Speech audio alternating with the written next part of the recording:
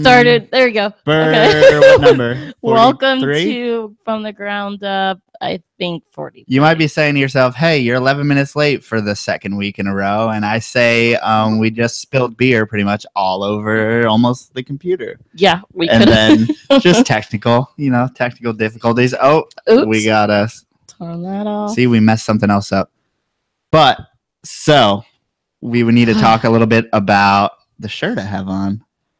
Okay. So ask me, Melissa, how many child laborers made this shirt? 0. Oh wait, I'm supposed to ask you. Yeah, you gotta ask me. God. I messed it up. How many child laborers went into making your shirt? 0.5. There was one pregnant woman, but otherwise 0 child laborers to make this shirt in a nice, cool environment powered by solar fucking energy. So there's a Theportcitypython shirt. We have some other shirts up there. Feel free to check them out. I would love you if you checked them out. More than check them out. I would love them if they bought them. No, check them out like in the checkout. The cart. Put it in your cart and then go to checkout. Gotcha. And then put in your payment information. and your shipping information. And then we make like 50 cents. So that would be sweet. So anyway, today we have Sarah Mohr from Sarah's Snake Shop. So Sarah, tell us a little bit of what you work with. Well, I mostly work with corn snakes. I have a breeding colony of about 30 corn snakes, plus babies and yearlings that I'm raising up. And I also have a pair of boa constrictors, red tails, and a very small breeding colony of prairie king snakes. I've had a little bit of everything. I've had garter snakes. I've had different king snakes, different milk snakes. I've had everything, but the corn snakes are the things that I'm really passionate about, and then the king snakes, the prairie kings, and the boas are sort of, I just kind of had them, and I was like, they make cool pets, so I'm breeding everything else. Might as well breed them too, I guess. Sometimes. So, yeah, it's hard to have those things that just sit there, and then you're like, oh, maybe I should like put this to work and actually make more of these because I enjoy them. So it is brumation time. Do you put them down in hard brumation? Do you have nothing really going on right now but the boas? Well, I usually start my brumating in like January because I mean it's 60 degrees outside today. You know, I mean, like yeah, great question. Where do you live? I am in northeastern Indiana, around the like Allen County, Fort Wayne area, and the weather is just super weird here. You would think that winter would start when you hit winter, but here it usually starts like 3 months after winter starts, which is very strange. So it's like 60 degrees out. It's not right now, but earlier today it was 60 degrees. So I really can't get it any cooler than that in my house anywhere. But once it hits January, February, then it starts getting really cold, and so that's when I'll brumate. I don't have the space currently to brumate the entire corn snake collection, but I'll probably brumate the majority of my breeders, especially my males. So right now I'm still feeding everybody though. Okay. Yeah, I mean, I do the same thing. Not everyone's going to be in there just because I have a finite amount of space. So are you looking to get and keep that 55 degrees, or do you let it swing? Are you particular about that? I usually let it swing between 45 and 65. But if it gets above 65, it's too high. I mean, that's when their bodies are going to start burning energy and energy that they're not getting, and you can't really feed them because it's too cold, and so it's susceptible to diseases at like above 65. So I try to keep it between 50 and 60. But if it goes down to 45, I'm okay. If it hits 65, I'm okay, but do try to keep it in the middle. Yeah. Right. See here, it hit 75 today. Yeah. It's just inevitable. I can't keep it in Texas. It's impossible to brumate. Like I used to live in New York, so I'd be able to keep that hard temperature all the time, 55, because you're always heating because it never gets above 55. You're always below it. But now I'm working with, it gets 45 at night and then 75 during the day. And it's like, fuck, what do I do? It's cold at one point and then hot, and then I just kind of let it ride. And But we've already started brumating, even though it's still getting to 75 here. Yeah. When will you take them out of brumation? You start January. When do you take them up, or bring them up rather? If I usually start mid-January, and then probably late March. Yeah. I'm really not, as long as they're down for at least 6 weeks, I don't mind. I think 6 weeks is a reasonable time for the shortest amount of time for them to be down. So 6 to 8 weeks after I put them down is when I bring them up, whenever that is. I'm really not. I was just gonna say I'm really not a stickler on exactly when they go down and exactly when they come up. I mean, they're corn snakes. They, out in the wild, they're not like, okay, on January 2nd, we're going to fall asleep. And then on March 8th, we're going to wake up. Like, right. That's not how nature works. So I just sort of wait until the weather is good for them. And so it's good for me. And then once it starts warming up enough for them, then I take them out. Are you a gradual warm-up person, or you just throw them back at the normal temperatures? I usually just throw them back at one temperature or the other. I'll at least get one temperature gradient in between there. I don't like to go obviously from 80 degrees to 40 degrees, Right. I mean, but if they're at 80, I'll usually take them down to like maybe 70 for a couple weeks, and then go ahead and take them down to 65, 50, somewhere in there. Yeah, I mean, that's pretty much exactly what I do. Is I just cut out heat on my racks and then have them at regular room temperature, which is usually like 70. So I think I do the same exact thing. What projects are you working with in particular with corns? Well, it kind of changes year to year because I am terrible at making decisions, and I like to do a million things all at once and then never end up doing any of them. So my main project that's sort of always been there is the Halo project with corn snakes, and I don't know if you guys have heard of that or not. It's not very, it's not common because I think I'm the only one who's working with it. Oh wow! In 2011, I hatched the first, like what I call my original male, and he's a snow, and he has bright yellow saddle borders. So he's got the white background, pink saddles, and then like bright yellow borders around his saddles. And I showed him to a bunch of breeders, and nobody really could tell me anything about him or about why he had this coloration, the yellow borders. But a couple of bigger breeders said, well, you might want to try to breed for that. That would be something to aim for because he looks really cool. And then in 2014, I hatched like another 3 or 4 snows that all showed the same thing, and they were completely unrelated. So I held back some of them, and obviously I have my original male. And then I bought a female from a friend of mine, and she just happened to hatch one. And so I kind of have this like breeding colony now that I actually bred the first Halo to Halo breeding this season, and all of the babies ended up having the same coloration. So it's really exciting for me because that original male came from my very first clutch of corn snakes. So it's really cool. Very, very lucky. Yeah, it's really cool to be able to have this really special line of corn snakes that came from my very first clutch, and I'll always have that, Yeah, I think it's really cool that you have a unique project to yourself, to where you can say like, oh, if there's a Halo out there, it probably came from you. Would you consider it like a line bred polygenic thing, or are you seeing any type of like co-dominance with it? Well, this was the first year that I was able to produce, that I bred a Halo to a Halo. So I'm not 100% sure, but all the babies ended up being Halos. So it could be like a recessive gene. It could be just a polygenic thing, a line bred thing. I'm honestly not sure. I think it's just going to take more breeding trials. And what's really strange to me is the weirdest places that it's popped up. It's popped up from parents that also showed the Halo.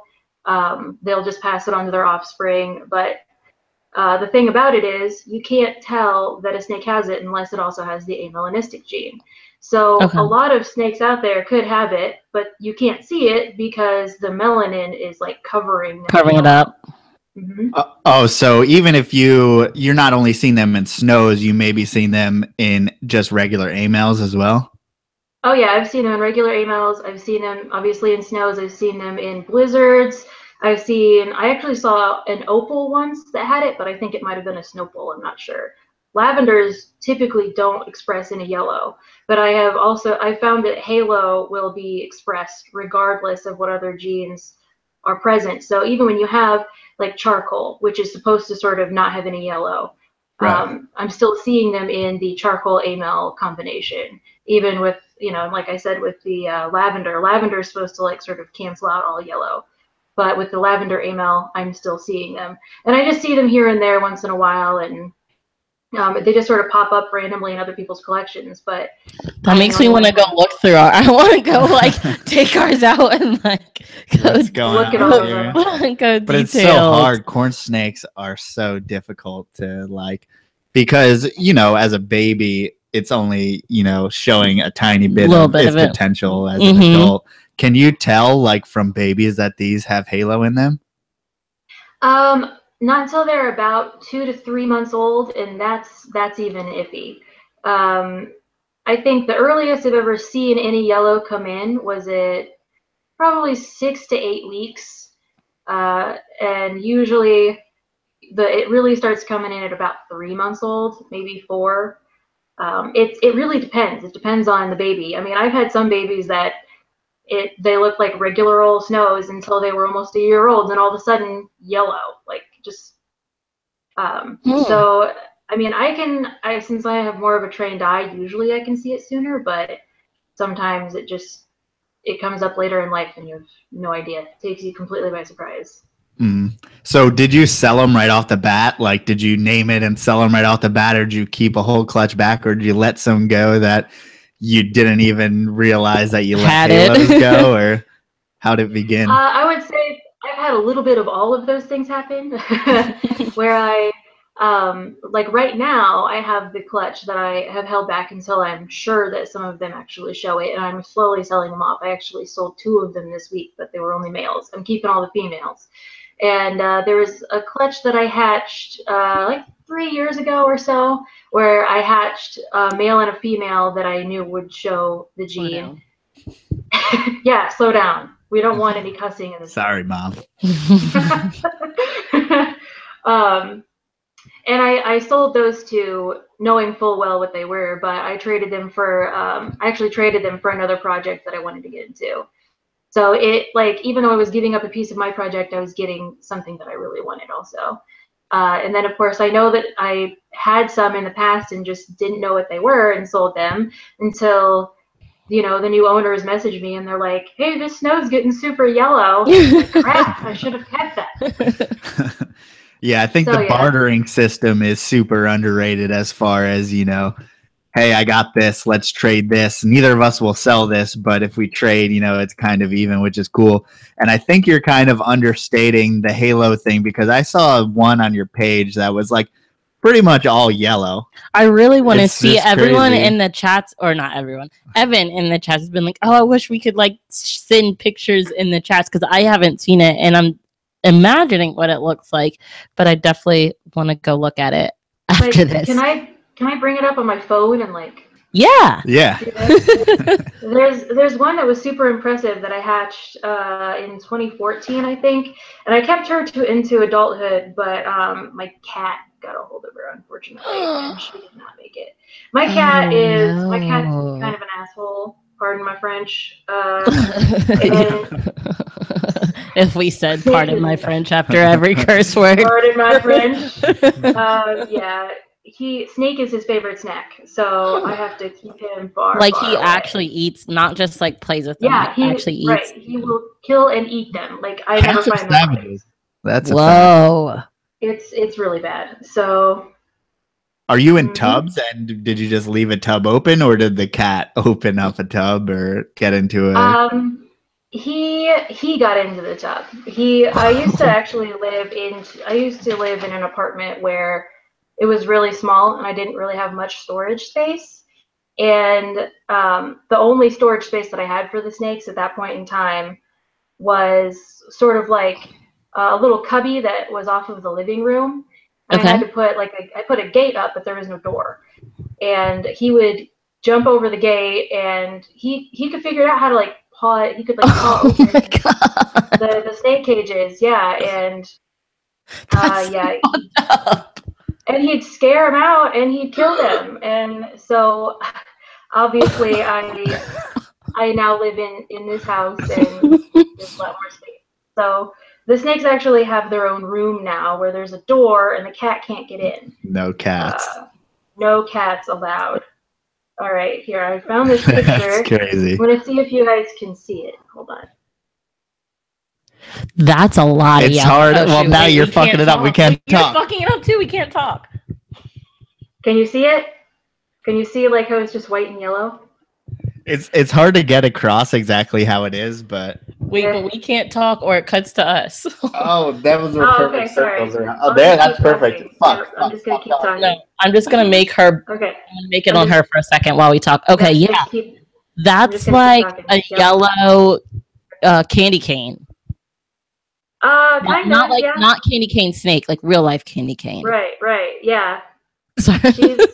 She's definitely got a lot of. I loved her. She was probably one of my favorites, but like I said, unfortunately, the cat got a hold of her. So was your original male like that? He is more like, she's just white and yellow, and he's got a lot of pink in him. I'll see if I can find a picture of him. It looks like Evan mentioned it, but I thought it too. It looks like a Darwin albino carpet python. I don't know if you've seen those, but it gives it a banded look when it's not actually banded. It's really cool. Yeah. And she was a motley too, which also kind of altered the pattern a little bit. So it made her just look a little bit different from the rest of them. But she's what I would consider to be like the most, like the nicest looking halo I've ever produced, because she was like white and yellow. There was no pink. Mix of, yeah. And I mean, I like the pink, but as far as like what I like for the halos, I think that just pure white looks really good with the yellow. Trying to find. Okay, I can't figure out how to get it back to the regular one, to where it switches on our sound. But it's really cool, even though when you have pink, yellow, and white, it can get a little like too mixed up, I guess, is where you're coming from. Why you like the white and the yellow? It kind of all mixes in. It was just very crisp, the white and yellow. Okay, here's my original male as a yearling. We'll see if I can get that up there. Oh, he has a lot more pink. Yeah, he's a lot more pink, and I don't know if you can see that yellow on him, like on his banding. Right, around it. But it's very weird because the pink on the saddles is much more intense even than a lot of snow. Right, our snow is a very, very diluted pink. But it's a general pink all over. It's not like white and then heavy pink and then kind of white and then heavy pink. That's crazy. Yeah, so he's my original male, and I found a female who was a friend of mine hatched randomly, and she sold her to me, and she isn't near as pretty in my opinion, but she definitely has the nice halo banding, and they produced some nice halo babies for me. That's so cool. I did it. Sorry, I fixed it. There's about 10 people in the chat who want to kill your cat, by the way. So watch out for that. Lock your doors. Well, and my cat's a Savannah cat. I don't know if you guys. Oh, it's a fucking. I don't know that. It's a little actual cat, like a. What do you mean what's it not actual like cat? African fucking cat, son. Like it will jump 20 feet in the fucking air and scratch your eyes out. Oh, okay. Well, that's a little scary. We'll explain it. He's part African serval, which is an African wild cat. They are very closely related to cheetahs. They usually stand about 2.5 to 3 feet tall, from like if they're standing proud, from the ground up to the tip of their ears is about how tall they are. So that's why it eats snakes. Yeah, he's a hunter, like by heart, and he's only about 6% serval, but it's definitely enough that you can tell. Yeah, it's enough.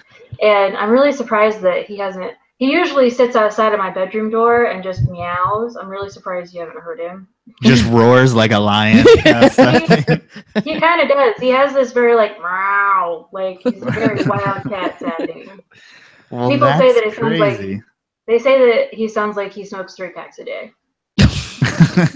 Someone said rip to your furniture. Meaning R.I.P. He's actually pretty good with my furniture. He just likes to get it all fuzzy, really. He just likes to, his fur just goes everywhere. But he stays on his whatever you call it, scratching post pretty well. He doesn't ruin the furniture usually. They're actually very easily trained. They're more like dogs when it comes to their ability to be trained. Do you train them not to eat snakes? You can't train that. You can't really do that. You can't train a cat out of a cat. You can just train a little bit of dog into the cat. You know what I'm saying? Yeah. Yeah, I mean, you see people who can have their like cats sit and stuff like that. Oh, I've never seen that. But I mean, I guess a little bit more rare, but it's still a savage. If you let it outside, it will eat like a dozen birds and fucking whatever it finds. Okay. Well, back to snakes. Is there any other projects you're working on other than the Halo? I really enjoy just working. I work with ultramels, which is like my favorite gene to work with. Me too. Us too. Yeah. This is exciting. Okay, by the way, you're our first like corn snake person, and Yay. This is super exciting to like have someone who shares like our love of corn snakes. We've had lots of green tree people, some carpet people. Who else? We haven't had a ball python person yet. But yeah, we haven't had a corn snake person, and so that's, I don't know, it's really exciting.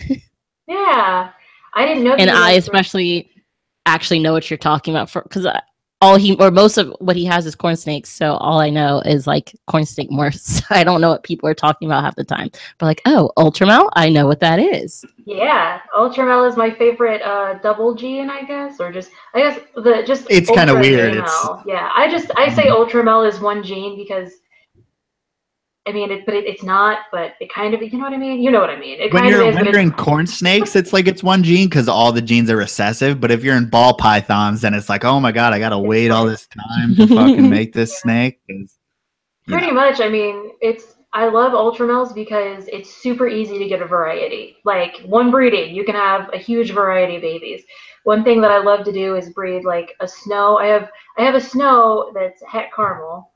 And I have an ultramel that's het for anery and caramel. And so like I just get this huge amount of variety from that breeding, and I breed it every year because I love getting variety. That's, when I'm breeding anything, I usually breed for variety, not for like selective breeding.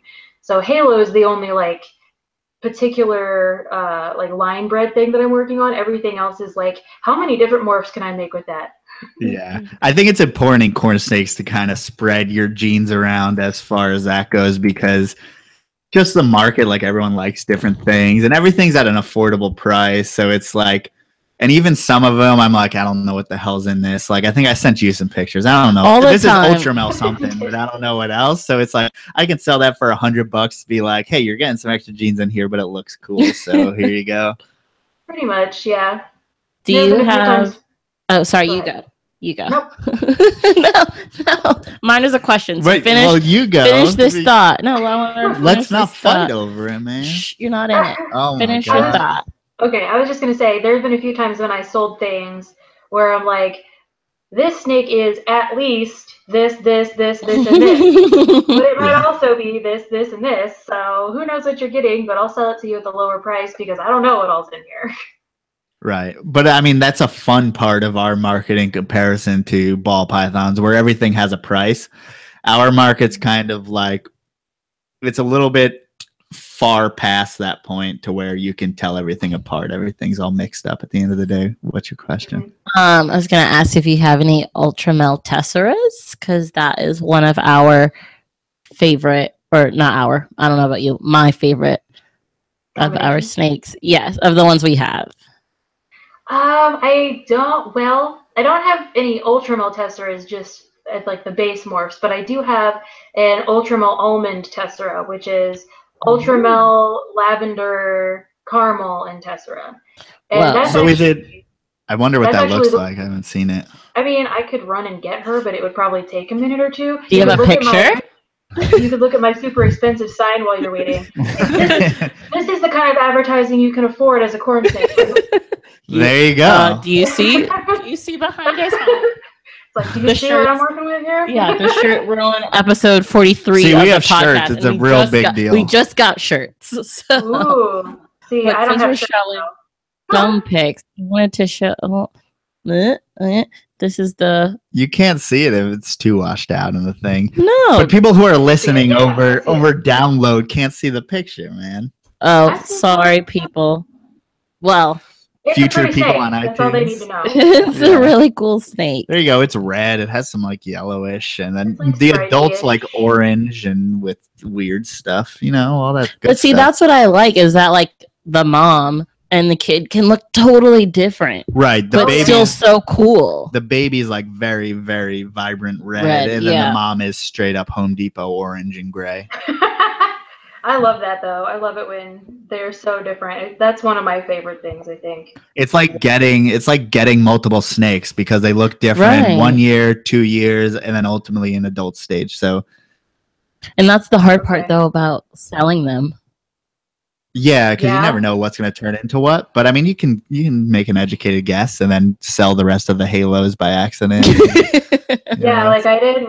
I know. Okay, here's the Ultra Mel Lavender tester. Sure, yeah, Ultra Mel Lavender. It's Ultra Mel Carmel Lavender. Maybe not because my phone just decided it didn't want to show anybody anything. So okay, there we go. That happens. All right.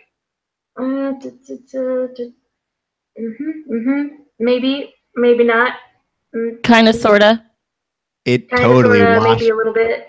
Got it. Yeah, it looks very washed out. Yeah, but it's like, I don't know if it's just we can't see over the camera, but it looks like a lot of the patterns washed out. But that may just be the camera.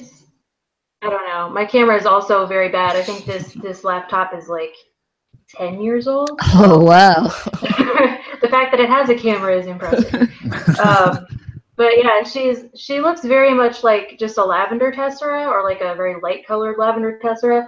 But one thing that I love about adding Ultramel and Carmel along with lavender is that you get some of these weird yellows that come out sort of as undertones that you don't normally get in any lavenders. And Ultramel, so is yellow your favorite color? Don't tell me. I mean, no, but I think it looks great on snakes. Like it looks great on snakes. Like, you know, I mean, nothing. I just, you know, I mean, how often do you see just like a bright yellow snake? Like never. I think there's certain snakes that lend to certain colors. As far as, you know, a ball python, you're not going to get a very yellow snake. Maybe with that pastel is very lime red, but I think corn snakes are really good at oranges and yellows, and sometimes you can like work with what it gives you. And like yellow is something you can make a pretty bright yellow snake. Well, all the jungles. Right, but you can't make a fully yellow snake. No, you can't make fully yellow, but you can get, you know, line breed that brightness to get brighter and brighter. Yeah. You can get like butter striped corn snakes. Those are pretty darn yellow. Mm-hmm. What's the closest thing we have? The honeys? The honeys are the closest thing we have. The honeys but they're not even like a bright, they're a very dull yellow. Very weird like color. A goldenrod. Yes. I've called them mustard. Mustard is another good one. Yeah. They're very, very mustardy. And we posed, I don't know if you have any honeys, but we posed this like to our, followers. Do you like more black in the honeys, or do you like to breed that out? Or just in general, do you like bold saddle patterns? Not exactly in Okatee, but in other things, or that have that black around it. Yeah. Obviously, if you like halos, maybe that's considered a border around the saddles, but I like the Okatee look for certain things. I mean, obviously for the halos, it's almost required. And anything Sunkist, I love those dark bold saddles personally. So honeys included. And of course I've had Sunkists and they just weren't my thing. They just didn't stick. But I think that probably I would have maybe kept with him if I had some that like had those really dark, like bold borders. Because, I mean, for me, Sunkist is just a hypotype that kind of changes the pattern a little. And I'm like, I might as well just work with Ultramel if I'm going to do a hypotype, because I can produce that easier. So to answer your question, yes. Sometimes. Yes. I like the dark, I like the thick borders. Especially like, I mean, I'm trying for Okati Ultramels next year. And those we have that, right? No. Shit, never mind. Almost. We have them separate. We have the ingredients, but we have Okati and we have some Ultramel. So with the Sunkist, do you know? I don't know much about the like stargazing. That's supposed to be connected to the Sunkist gene, right? Do you know more about that? I do know more about that. So Kathy Love is the one who actually found both genes. She was breeding her Okatees, her Loveline Okatees, and one day this like weird hypomelanistic type popped up that kind of changed the pattern a little bit. And so she started breeding that with other hypotypes to see if they were compatible, and sure enough, they weren't. They're, Sunkist is a completely different gene. But then she also started, along with Sunkist, getting these stargazing babies, and luckily found out that it was recessive and can be bred out of lines. So you don't have to like worry too much about it as long as it's been tested. But it's kind of a tricky thing, because I've had people who tested for Stargazer and they would breed and it would be like on the 90th baby between that pair. Like they would produce like 5 or 6 different clutches from a pair, and then like one Stargazer would come out with proving it had Stargazer. So I mean, it's, you can try to prove it not had Stargazer, and usually it works, but like there's always that chance, unfortunately. I think there's weird things that happen as far as we talked to Travis Wyman about the palmetto eye thing. Sometimes when a certain gene does a certain thing to the look of an animal, it affects something counter. There's like always you get some and you lose some, as far as, the same thing that makes the palmetto semi-leucistic is the same thing that controls eye formation. So the eye formation will be a little bit off because of the way that the gene works. So maybe Sunkist has a little bit of that, even though I've heard people consider it, its own recessive gene or something like that. But I mean, at the end of the day, you may be making pos het, whatever, but maybe it's like, I don't know. That's hard to know for sure. I just feel like we don't know for sure a lot of these things. Yeah, it's always possible, unfortunately. And I ended up with a Stargazer at one point that was an Ultramel, and it was an Ultramel that was possibly het for Sunkist. And I was like, oh well, it'll probably be fine. Well, of course, and it was one that I had bought off of somebody, and he's like, well, I never noticed it, and I'm like, the snake is like slithering upside down. How can you? Classic. But so he ended up just being a pet to a friend of mine, and he's still living a happy life, but he's just slithering upside down. But yeah, I think that it's highly likely that the gene mutations happened at the same time, as far as Sunkist and then Stargazer, and it's highly possible that they'll always be linked somehow, even if you think you've bred it out of a line, because that link is there. It might just show up anyway, and I know a lot of corn snake breeders will probably hate me for saying that because they're like, no, it's bred out of the lines, and it's possible that it is. I mean, I don't, who's to say that it's not? But well, I had the same problem with the palmettos of everyone saying that it's going to be bred out. I have het palmettos, but I was like, well, let me not take your word for it and let me get a PhD in genetics to solve this question. And he's like, yeah, this will probably always exist, just like it does in leucistic blue-eyed Lucy rat snakes and stuff like that. It's the thing that makes it leucistic, makes it bug-eyed. So it's like, it's always going to happen. Don't you kind of gotta fuck everyone who's trying to make money off the thing and take an objective, opinion of things, because sometimes in the snake community, this isn't just corn snakes, it's everything.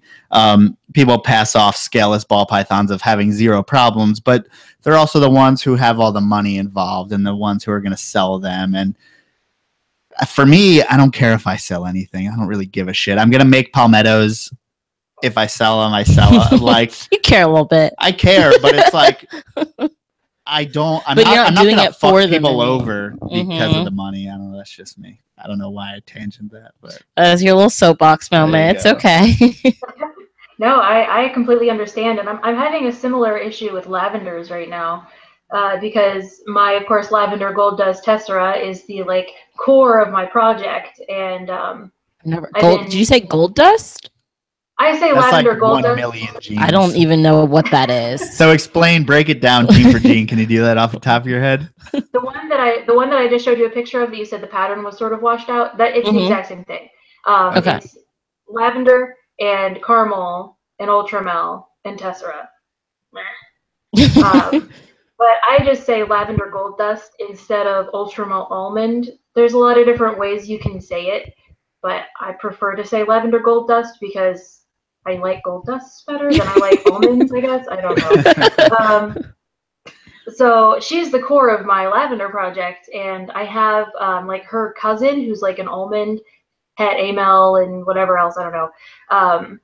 And I was kind of hoping to breed them together, but I can't seem to get any lavenders that are not kinked, that don't have spinal issues. And I've gotten a lot of babies from those clutches that were not lavender, and they weren't kinked, but it seems like the majority of the lavenders that are hatching are kinked. And a lot of people have this issue with lavenders. And I've had people say, oh, well, it's your incubator. Oh, well, it's this, it's that. But then I've also had a lot of people say, no, I have trouble with lavenders too. Well, so do I. And well, lavenders just kind of have issues with that. And I think if you get a really good line of lavender, it's highly possible that you won't have issues with kinking.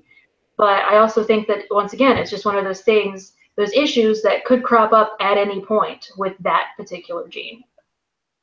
And I think it's easy because we get large clutches of a bunch of animals and all that. And I think people don't have a problem with culling their corn snake babies. It seems like a very, I hate that. It seems like a very common thing. And I mean, people don't really talk about it. So it's like, lavender's really bred out. You think people have just been culling the kinks for this long? And I have no idea. I don't like to cull personally. I try to find pet homes for all of my kinked babies. But I mean, I've had to cull a few that I know that they would not have lived. There's a reason why you have prairie kings at the end of the day, right? I wish and they cats. Cats. Yeah, She doesn't even need the prairie kings. Yeah. My cat would torture them before killing them, though. That's the problem. The prairie kings don't eat other snakes, though. I've tried. I'm like, what use are you if I can't feed? You know what? It's fine. They're good snakes. Prairie kings they're the most docile snake I've ever owned, more than corn snakes. Really? I've never been bitten by one, even a baby. And they stay slightly smaller than corn snakes, too. And they'll eat anything except for other snakes, apparently. So, yeah. But so yeah, it's taking all the good traits of kink snakes and then taking all the bad ones, and yeah, that's great. Yeah, pretty much. That's one reason I love the prairies. But there's not very many morphs of them. There's only hypos and albinos, and I'm currently working with this weird orange albino line that everybody seems to be baffled by, because usually the albinos are red and white. And then they sort of fade to a golden rodish color, but mine are bright yellow, and once again, yellow must be my favorite color. Mine this bright yellow orange creamsicle color, and everybody's like, what's the deal with your albinos? They're just super weird. And I'm like, I don't know, they just look cool, so I keep them. I don't know anything. I have a basic knowledge of genetics, enough so that I can teach other people, but as far as anything beyond the basics, I don't. I have no idea. I basically know nothing about corn snake genetics. No, don't say that. I know the basic stuff, but I don't really. I can't explain in depth. You're some medium of this stuff, level, but I mean, it's the thing that prairie kings. I don't think there's any economic need for someone to figure out the genetics. So it's whatever. If it's a new morph of prairie king, then like, you know, whatever, only like Sarah and like 10 other people care. It's the same with a lot of the snakes I keep. It's like one of us cares about water pythons and then no one else gives a shit. So it's like you're kind of playing within your own game. With it kind of makes it harder because when you have people who care about like ball pythons, a million people care. Mm-hmm. So it's like you have so many people trying to breed it out and breed it out and breed it out. But like some of the things get lost in things like rat snakes and some of the lesser kept stuff. I don't know. There was no question there. I don't know where you're going with that. Well, I have a question, which probably you could just answer. Not my question. Someone on the chat said, "Is it okay to feed my corn snake wiener rats? He's 13 years old." What the fuck is a wiener rat? I don't know. You said wiener rat. It's a weanling rat. Basically. Is that autocorrect or is that did he mean to say wiener? Possible, but no, maybe. I'd say that's probably too big. I mean, if we're like 13 years old or not, I mean, most corn snakes probably shouldn't eat weanling rats. Weanling rats seem like they're going to be too big. If you do feed a weanling rat, maybe you only feed your snake like once every 3 weeks. Because I mean, similar to any snake that eats big food, the bigger the food, the less often they have to eat. So I only feed my big boa constrictor female once a month because she eats like huge rodents. So like the bigger thing you're going to feed your corn snake, especially something as fatty as a rat, you probably want to like limit how often you feed them because they are going to get fat. Yeah. I think corn snakes get fat too. I think that's really important for every species of snake to kind of go on the light side always instead of trying to get it big and feed and feed and feed, because boa constrictors in the wild are very seasonal feeders. Things like the carpet pythons I keep are very seasonal. And then also I do big meals, you know, at 3 weeks, 4 weeks. It's like corn snakes. If I do, sometimes I've fed my adult male who's like 16 years old. Also, it depends on determined size and stuff like that, and different animals are different sizes. But if I feed a small rat, he's not eating for a month. Easy. Oh wow! So that's just to reiterate pretty much what she said. But what's your next one? Oh, he was just saying the weanling rat isn't huge; it's just same size as a large mouse. A large mouse. So you would do it. Yeah, you would say it's okay, just space it out. Rats actually have higher fat content, I believe, than mice, but that's just one thing to consider. But if you have like a female retired breeder mouse, which is what I do for a lot of my adult corns, I do adult, you know, big mice. I mean, that might and be just spread it out. I'm not sure. I'm no snake nutritionist. I don't know. But he also asked, "Are you the same Sarah from the Snake Morph ID group?" Who wants to know? Someone. I think that's a yes. Someone in the UK, actually, which I always commend anyone who's watching in another country because I know the timing is super off. 3 in the morning. Yeah. Super off. And we've had people from India, from UK, from Brazil, all those kind of stuff. Excuse me. But yeah, all he said is like, "Is this the Sarah from the ID page?" Yes. So, okay, I know Joe kind of tries to shy away from stuff. Like, does that stress you out to do that a lot? Do what? To ID snakes constantly. Like Joe is very cautious. No, stop trying to talk while you're peeing. Stop. You can't talk while you're peeing. Sorry. He's very he's very cautious to like ID lots of snakes for people. I have sort of made it my job to do that. Oh wow. My unpaid job. My job that I spend a lot of time on that I'm not paid for, that I wish people would understand that I'm not paid for it, and I'm doing it as a favor because I love them, not because I'm obligated to. I enjoy identifying morphs because it's something that I'm really good at. I can usually identify little things that a lot of people sort of overlook, or maybe someone doesn't quite understand what a morph does, and so they don't really know what they're looking at. And I just have this very uncanny ability to just know all of the morphs that are in a snake for the most part.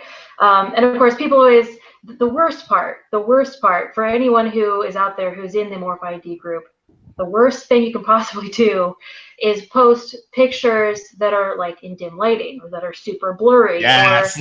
Which is all of that is 95% of it. Yeah. I mean, it's like if you're posting a picture and even you look at that picture on your phone and you say, those colors aren't quite right.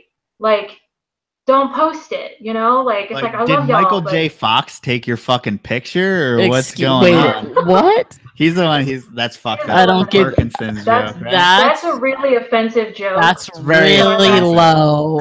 That's really bad. That's okay. I left anyway. But yeah, they're never in focus. They're never in correct lighting. It's always in like a weird, dirty cage filled with corn snake shit and a dead mouse. It has like a black light over here and like a red light over here. What color? I have no idea. What color of light is that? I don't know. Here's my corn snake on my heat rack underneath the infrared light. Can you give me the morph? Yeah. So, of course we have like rules in place that like no one ever reads about like how to, what photos to post. And I'm constantly asking like it's like, I really need a photo of the close-up of the eyes because there's like 24 morphs look exactly like that. And if I don't have an eye photo, I can't tell you. And, oh, well, they're red. Like I need don't even get me started. Regardless, I enjoy doing it, and I enjoy the people, and I enjoy helping people, and I enjoy seeing, pretty snakes, especially if it's something that's unique that I haven't seen before. There have been a lot of people that are like, "What morph is this?" And I'm like, "It's a normal." You can just like that. It's weird that you knew she was gonna say that. it just happened like the other day, weird. I think, on a group. It happens all the time. People are like, "What morph is this?" An AML, like, and I go through. I've actually, for anyone who is interested, have made photo collages of dozens of different morphs. I think I have almost 100 of them posted right now on that Corn Snake Morph ID group on Facebook.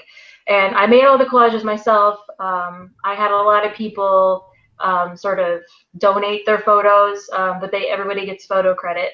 And I have, like I said, I think almost 100 different collages of different morphs on there, just so people can get on and without necessarily having to ask, like, if their snake is an AML, they can just like browse through a couple photos and say, oh, my snake looks just like this. This is an AML, Mm-hmm. And that's helped a lot when people actually look at them. You deserve to get paid.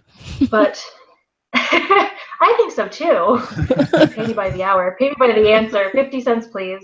Like I said, that's why I can only afford that.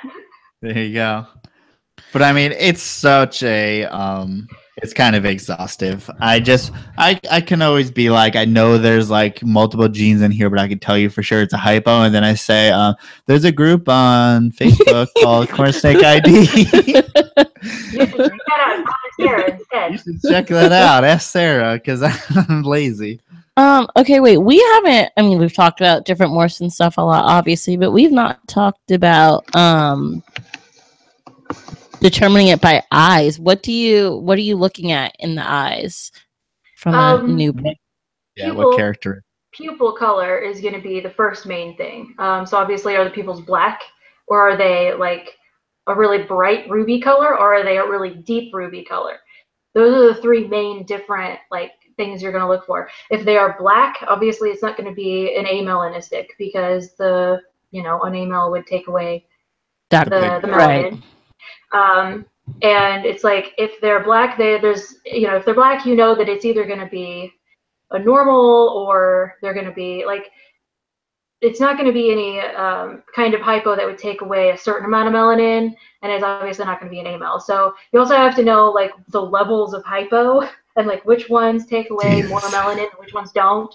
And I mean, just like the hardest one to tell the difference between is like the ultramel versus the lava. And they can look nearly identical, eyes and all, but usually a trained eye can tell the difference. But it's can you tell the difference? No. It's very difficult, but usually lavas are a little bit more red, and they have more of a purple color to their darker tones, whereas ultramels are going to have more of a gray or usually just some sort of level of gray. It's not usually going to be that purple color in an ultramel. And ultramels, oftentimes you can only see the red pupil on it, like with flash, whereas lava, you can see it all the time. Lava is more hypomelanistic than an ultramel typically. I wish we just had all of our corn snakes in front of us while she was talking, because she's like, "What is this? What is this?" no. Well, we know what they are, but as you're like, we have a we have a lava, but it's and terrazzo, which. So I'm like, as you're saying like purple, I'm like, I don't remember seeing a purple on that. Like, and so I wish I had it to like look and be like, oh, she's saying I should notice this. Well, then there's just so many situational things. Right. Like that's also once you mix it with one thing, it changes that. Totally changes it. And you also have to look at the ancestry of something. So if it is a lava terrazzo originated in Keys lines, and Keys corns look very different from any of the other lines of corns or basic ancestral localities of corns. So like a Miami, it looks very different from an Okatee, and which also looks very different from Keys. And so Keys overall have more of a hypo look to them than the others. And so like mixing anything with terrazzo or any kind of Keys line just like completely skews the coloration of a morph. Yeah. Okay. So, things are only true. So then it's okay that I don't remember seeing purple in our lava. Okay. Yes, good. that is okay. But we will be. Go ahead, Sarah. I was just going to say, especially since if it is a terrazzo, it's not going to have like saddle borders because it doesn't have saddles. So, and usually it's the saddle borders that are purple. So if it doesn't have saddle borders, it can't have purple saddle borders. You know what? We have Ghost Lavender. Wait, Coral Ghost Stripe going to Lava Terrazzo. That's gonna go to make a bunch of fucking million hets and stuff. But that should be fun. I think that's our favorite one of yours. I mean, wait, I can't talk. Your favorite of the one we got. Yeah, the Coral Ghost Stripe. Or the Miami Okatee, the mixture in there. People love the Miami Okatee. But I feel like I had a question. But okay, well, I can ask these questions. Someone said, what would you pair with a butter motley to get some cool stuff for a first-time breeder? I personally would get, I mean, if it was me, I'd get an ultramel that was het for caramel and motley. Or, yeah, het for caramel and motley. Because then you're going to get amels and ultramels and gold dusts and butters, and then the motley versions of all those as well. And that's where you're really covering your spread. You get this. Yeah. See, I don't even think that far ahead. That's why it's hard for me to answer those kinds of questions, because it's like, I don't know, man. Whatever you want to see in your snake, but that's like a very good answer. Yeah, no, that's see, she knows. He also so shies away from that when people are like, "What should I mix?" He's always like, "Whatever you want to mix." And it's like people are asking or wanting direct answers, and he's always just like, "Whatever you want." I always say something like that too, because I always say there's like 3 different ways a breeder goes about breeding. There's, do you want to get variety? Do you want to make money? Or do you want to line breed? Those are the 3 like main things that I ask. So if someone has a butter motley, I'm like, okay, well, what you're going to want to get to make the most money is maybe get like a gold dust motley. So then you'll get, gold dust motleys and butter motleys. And that's going to make you the most money. Now, if you want variety, which I usually breed for, you want to go for, obviously, the ultramel that's het for caramel and motley. And then you'll get a really nice variety of different things. But if you want to line breed, you pick something out about your butter motley that you really like. Like, let's say you like, it has really high yellows and it has really perfect motley spots going down the back. So you want to breed for those really high yellows and those perfect motley spots. So you want to go find a mate that looks just like that. You can line breed for whatever you want. those are the 3 categories of breeding that I usually say, well, what are you wanting to get out of this? And then I usually make a recommendation based on that. That makes a lot of sense. I'm probably gonna. Oh Jesus! Sorry. Your beer exploded. Beer problems today. There's lots of beer problems. But I mean, I'm gonna use that example in the future to answer people's questions because it makes a lot of sense and it gives more clarity to someone who, what you want your end goal to be for breeding. I mean, for most of us, it's just like we're just trying to have fun and make new stuff. But I mean, I guess some people's money. But at the end of the day, your corn snake's not going to make you that much money. No matter what. Our palmetto's going to make us some money. What you talking about? Money, man. But yeah, I'm banking on those palmettos. But that's like an awesome way to put it. D. Weatherly, the same guy or girl from before, I don't know which. But how old can you breed corns? Do you have a certain cutoff on when you breed? Let's say your answer first. For the generality, 3 years, but there's different. It can skew. And what do you say, Sarah? I'm confused about the question because I thought that the question that he just answered was, "What's the youngest you can breed corns?" Not "What's the oldest you can breed corns." Well, they said how old or young. Yeah. It's kind of a weirdly phrased. When can you breed question?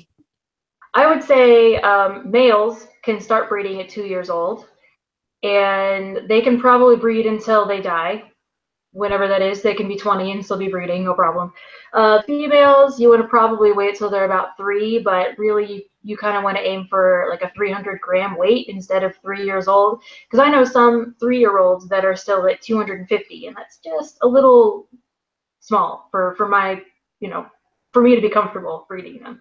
And then females, I would maybe stop breeding them when they're like 10-ish years old. Because I mean, you have to think, like, if a corn snake lives until they're, let's say, 18, and then the average human lives until they're 80,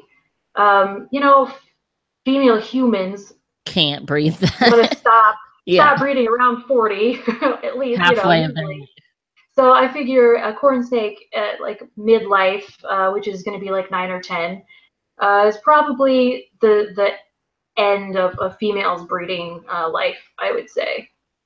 Mm-hmm. Which, I mean, makes sense. Even if you're talking about humans, guys can go a lot longer producing babies than girls. You're not producing babies. Spreading seed. You're not producing anything. Do whatever. But I mean, I just like to tell people 3 years because, like, once you start like power feeding your corn snake, it's so easy to get them fat. So that's just why I say that. Yeah, it's actually surprisingly easy. I've noticed, I mean, especially people in America, like I'm in America, so like nobody hate me for this, but we tend to think that more is better just in general in everything in our lives.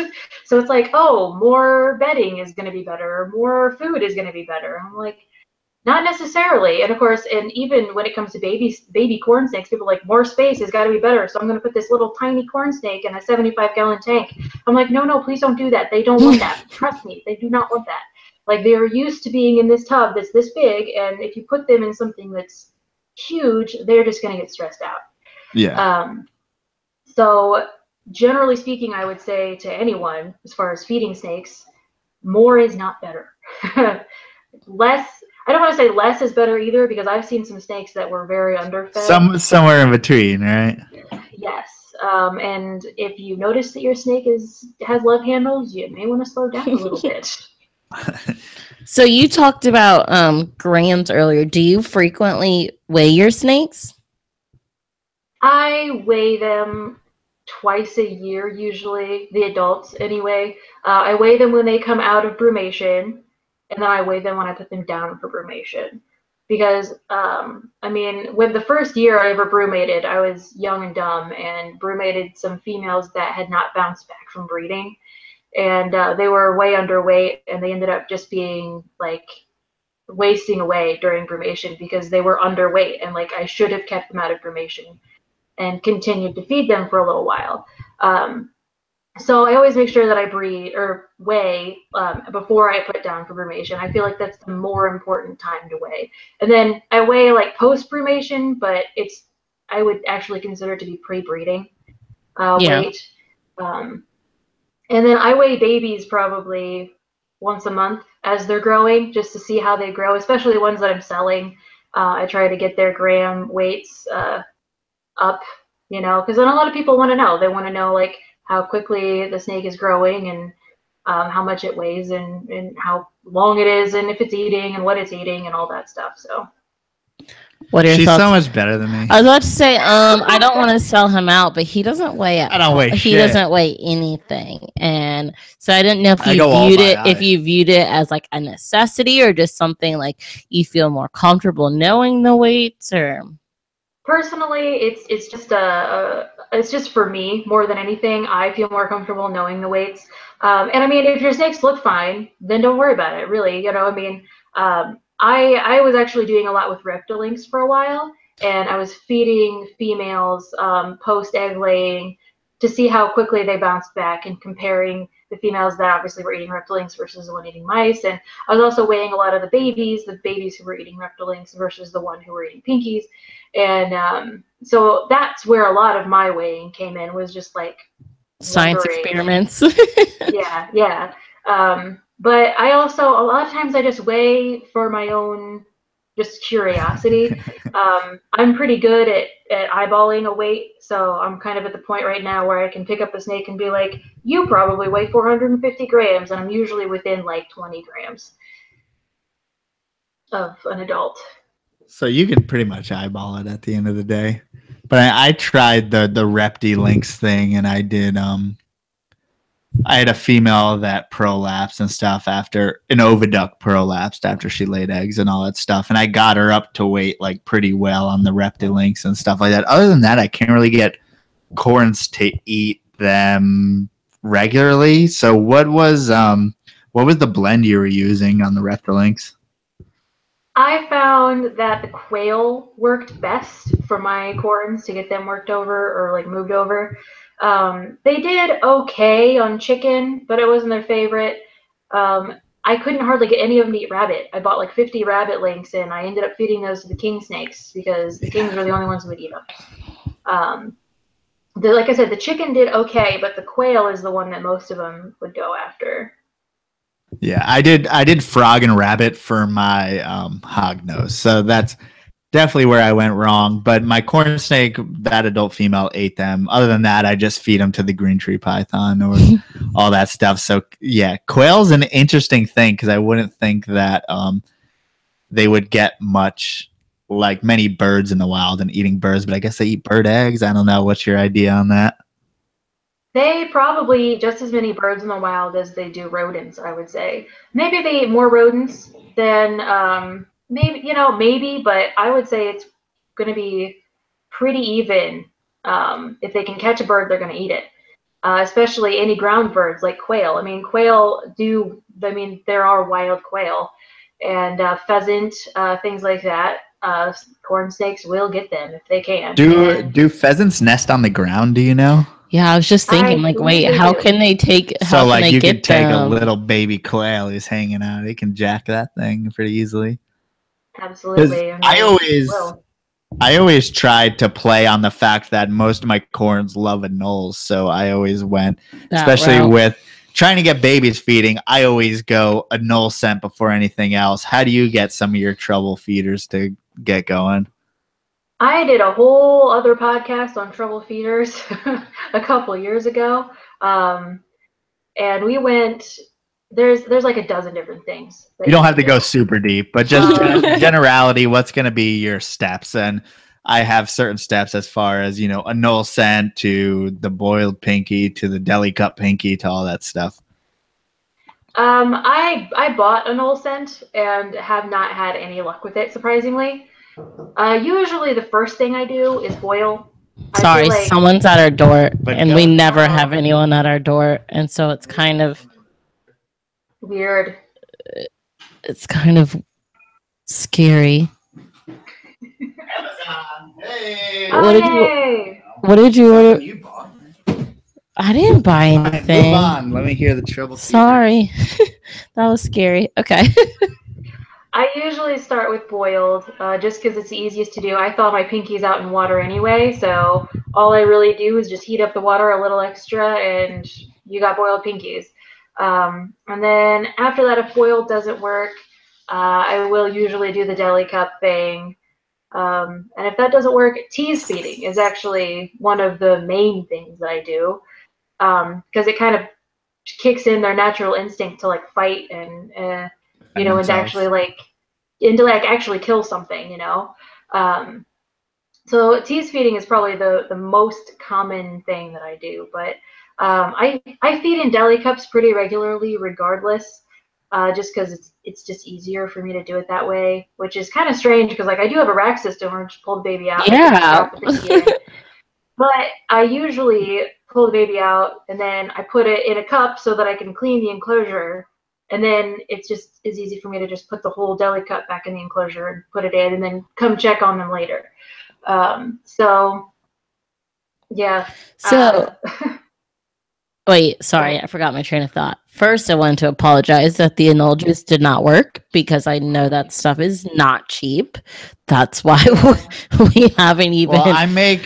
Wait, I was gonna say that. Sorry. That was my next thing. I was gonna say it's not cheap. That's why we haven't bought it, because it's like $35 plus shipping for like what, 2 ounces? Like, yeah, not even. But because that, we had some frugal ingenuity. Not we. He had some frugal. Yeah. Sorry, I'm not going to take credit for something I had no help in. He had frugal ingenuity. It was like, how can I make my own anole juice? We kind of call it like anole crack. And basically, you want to detail your process? Well, what I did basically was gutted it and put it in boiling water and then chopped it up over 6 hours of it on a low, like, low, what would you call that? What's the thing called when you have it in like the crock pot, but it's not boiling, but it's low heat? Wait, you put it in the crock pot?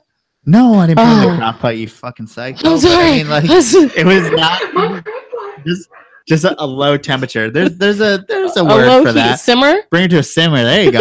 So it's like, but the coolest thing you can do is not the coolest thing. The most effective thing you can do is put like the pinky in the anole's mouth and get the mouth juice. That's the mouth juice is where it's at. At least we found. But your anole crack method is longer lasting. Well. It's longer lasting. Right. It's easier because I don't have to. After, it's not easier. The first time it's hard, gutting it, cooking it, boiling it, all that. But then after that, he just put it in the freezer and would take it out and reuse it. And even our most pickiest feeders eventually got it. But do you have any that don't feed at all ever? Yes, I do, and I usually end up force feeding. The first thing I do if I have to force feed is cut off pinky heads and force feed those. But the micro links have actually been really good with force feeding if I ever have to do that. I hate force feeding, and oftentimes the snakes really just need a change of environment. So there have been times when I had some terribly, babies that just would not feed. And all I did was put them in a different enclosure in a different area of the room, and then they would start feeding.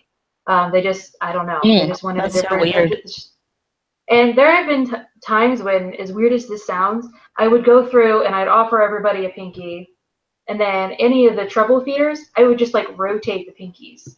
Just like. And then they'd eat the second pinky I offer them instead of the first one. And I don't know why. I mean, but that's one thing that has worked strangely. One thing that putting them in a paper bag was another thing. Put them in a paper bag. What? I think that gives you the same stimulation as the deli cup. I don't know. Maybe. I've also scenting them with KFC. Kentucky Fried Chicken. Baby corn snakes love their fried chicken. I'll tell you what. Where did you hear that? I tried it on accident. How do you try it on accident? You were eating while feeding your corn snakes and crumbs were dropping. Something like that. I got one of the little deli cups from KFC that had chicken in it. And it just had like some of the chicken grease in it still. And I was like, I'm going to try this because it smells different. just to see, like, put the snake in this deli cup with the pinky. Sure enough, it ate it, and so I started just getting like the oil that came off of like KFC chicken and using that as scenting, and it works pretty well. Now, did you have to like descent the pinky as far as like soap? I know some people use baking soda or Dawn dish soap. Did you descent the pinky itself before you put it in there, or you just put the pinky straight up? Oh, usually I just put the pinky straight up, but there have been a lot of times when I'll use Dawn dish soap and wash them off. And it really depends. Like I have a book, my like corn snake feeding book, and it's got like, okay, the name of the snake, and then like it has a number. Every baby has a number. So like baby's number, and then like the date, and like what it ate and how it ate, and if I had to tease feed it or force feed it. And like I have like a notes section next to each baby. And so like on this day, I fed it a washed pinky that had been boiled and then scented with whatever. And so like I know that that's what that baby will eat. And eventually I work it to where it like I'll just not boil it one day, and if it doesn't eat it, then I'll boil it the next time but not wash it. And like I go through to see like what things I can eliminate to still get it to eat. And eventually they become full functioning reptiles. And I don't have to do that anymore. But it's a long and arduous process. Yeah. There's something I've always heard of that I've never tried. Have you ever tried to put them in brumation and take them out and feed them? I have heard of that, but I've always been too afraid to do it. I think I did that with a couple of babies once, and then I tried to feed them in the spring, and they still didn't eat. So I gave them to a friend of mine. I was like, she used to work with rescue reptiles all the time. And I was like, they haven't eaten since they were born, like a year ago. Good luck. I don't know what to say. Like I hate that because, you know, I mean, but what do you do? Like what? Like I've tried live, obviously. I mean, live is usually a last resort for me, like a step above force feeding, because I don't want to have to feed them live. But if they'll eat live and they'll eat live consistently, then I can at least sell them as a baby who is eating live consistently. But you don't ever want to get them attached to that. If I can help it, yeah. If I can help it, I don't want them to eat live because it's just so much nicer. I mean, the majority of the people who buy from me are women who they're getting their first corn snake for their son or their daughter, or they're just, you know, an 18-year-old girl who just moved out of her parents' house and she wants to get a snake because her mom would never let her have one. And like, not to be sexist, but it's true. Women are generally more squeamish when it comes to for sure killing horrible baby mice. And so like so much nicer to be able to tell them, you can just put these mice in the freezer. They're already dead. No, they won't wake up if you thaw them out. I have had that asked multiple times. And I'm just like, you know, it's just so much nicer to have to tell, you know, to be able to tell people, no, you don't have to like watch a baby mouse die every time you want to feed your pet snake. And that's one reason that I love the Reptilinks, and I try to feed Reptilinks to as many babies as possible. Because some people don't want any rodents in their refrigerator or their freezer, and they would much rather have these nice little sausage things that they can just thaw out and put in there, and that's much nicer. So we have a weird attachment to like not seeing things die in America, at least. That's not America, that's human nature. It's like we're disconnected if it's ground up and put into a casing. Either way, something died. It's, you know, you're still killing something. You just don't have to feel like you actually killed it. Right. You selfish bastards. It doesn't feel like food. Yeah. Or it's interesting. Have you ever fed a rabbit to a snake? A live rabbit? No, that's why I don't keep retics or anything that gets big enough to eat rabbits. They scream. I can't do that. They scream. I can't. No, you don't want to do that. No one wants to do that. Like my grandma used to have a huge snake, and she'd feed it baby. Your grandma? Yeah, my grandma was kind of the one that got me started. I know. Awesome grandma. Yeah, my grandma's awesome. I love her to death. Every time she comes over, how's the snakes? I want to hold one of the snakes. Okay. When was she keeping snakes? Did she start it maybe just when you were alive or way before that? When my dad was younger, he was really into snakes, and he had a lot of snakes. And then of course he moved out of my grandma's house and went to college, and he had one snake left by the time he went to college, which was a big red-tailed boa. And she lived forever, it seemed like. I think she was like 26 years old, this boa, when she died. And so I'd always go to grandma's house and want to hold the boa, and the boa would eat baby pigs. Oh, I can't. Oh, I can't do that. I can't do that. I can't do that. Oh my God. No. I was usually not there for the feeding, so I was okay with that. But the rabbits, I remember the rabbits, her feeding rabbit. I can't do that. Nope. Not gonna happen. As a like 7-year-old child, and like hearing this rabbit scream from across the room. Not gonna happen. There's no part of you that gets like bored when you're brumating all the corn snake that wants to get like a different, a python or something different that may not brumate or anything like that? No, not at all. Because I usually have so many baby corn snakes still that I'm like feeding through the winter that I'm not bored. When I have the adults awake and have all the babies, it takes me like 3 whole days of the week to feed everybody. And usually it's the babies that take forever because, writing down everything and like keeping track of who's eating what and, any of the picky ones, like seeing if they'll eat this or this or this, or like tease feeding them, whatever. The babies take like 2 days by themselves.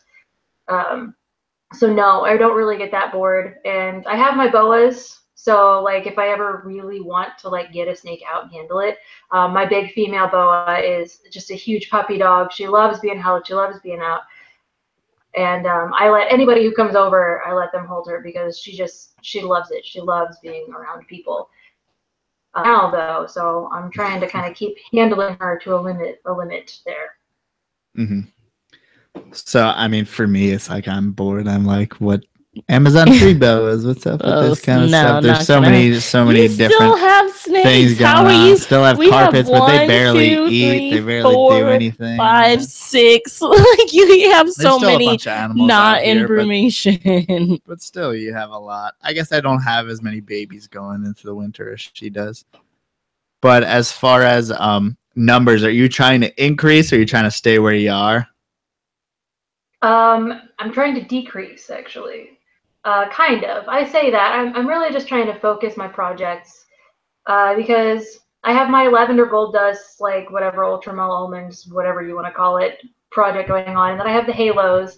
And then I have just like, I actually have a het scaleless pair that I'll be breeding hopefully next year. And I really just sort of want to like narrow everything down. And so right now I'm trying to cut out any of the extraneous snakes that aren't really a part of any projects.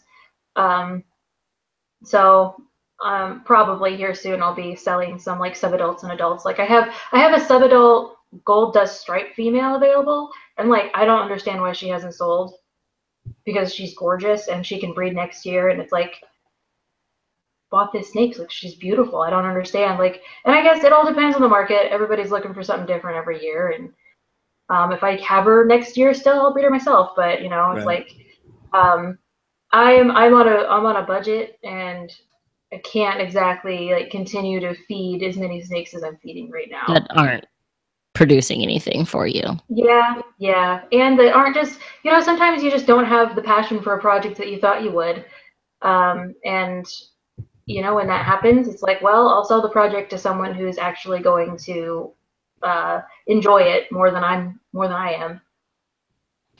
Speaking of selling, someone asked if you are on Morph Market, or if you're not, where can they find what you have available for sale? Facebook.com/Sarah's Snake Shop. That's where I am. That's the only place I am. Is this forward to you guys? Because it's backward to me. Uh-huh. Okay. Yeah, it's forward. I didn't even think about that it's backwards to you. Yeah. But yeah, Facebook.com/Sarah's Snake Shop and Sarah's Snake Shop are separated by periods. That's the only place that I'm constantly like keeping up with everything I'm selling, but I also sell on Fauna Classifieds a lot. I'm not on Morph Market. I don't remember why. Probably because I have a short attention span and can't keep track of too many things at once. or something, maybe. I mean, you're obviously doing okay at selling just on your Facebook page, so you don't have because to. I literally only have 2 snakes for sale right now, and like I keep putting more up for sale, and yeah, I haven't had any issues with not selling things. I think the longest I did hear, Jackie, there's a gold dust stripe for sale. That's what I heard. There you go. Yes. I mean, that would be such a good jump on a project. I don't know why you wouldn't. I would consider it. Yeah. Clearly, you got the wheels turning in his head. I'll give you a good deal on her, man. I only want something we can put in brumation now. You can put her in brumation now. She's bright colored too. Well, you know what I mean. Shit, I lost my question. Oh, kind of silly question. Did you ever think of naming it more snakes? More snakes? Rather than Sarah's snake shop. I thought about that. However, MOHR snakes is already taken. What? I know.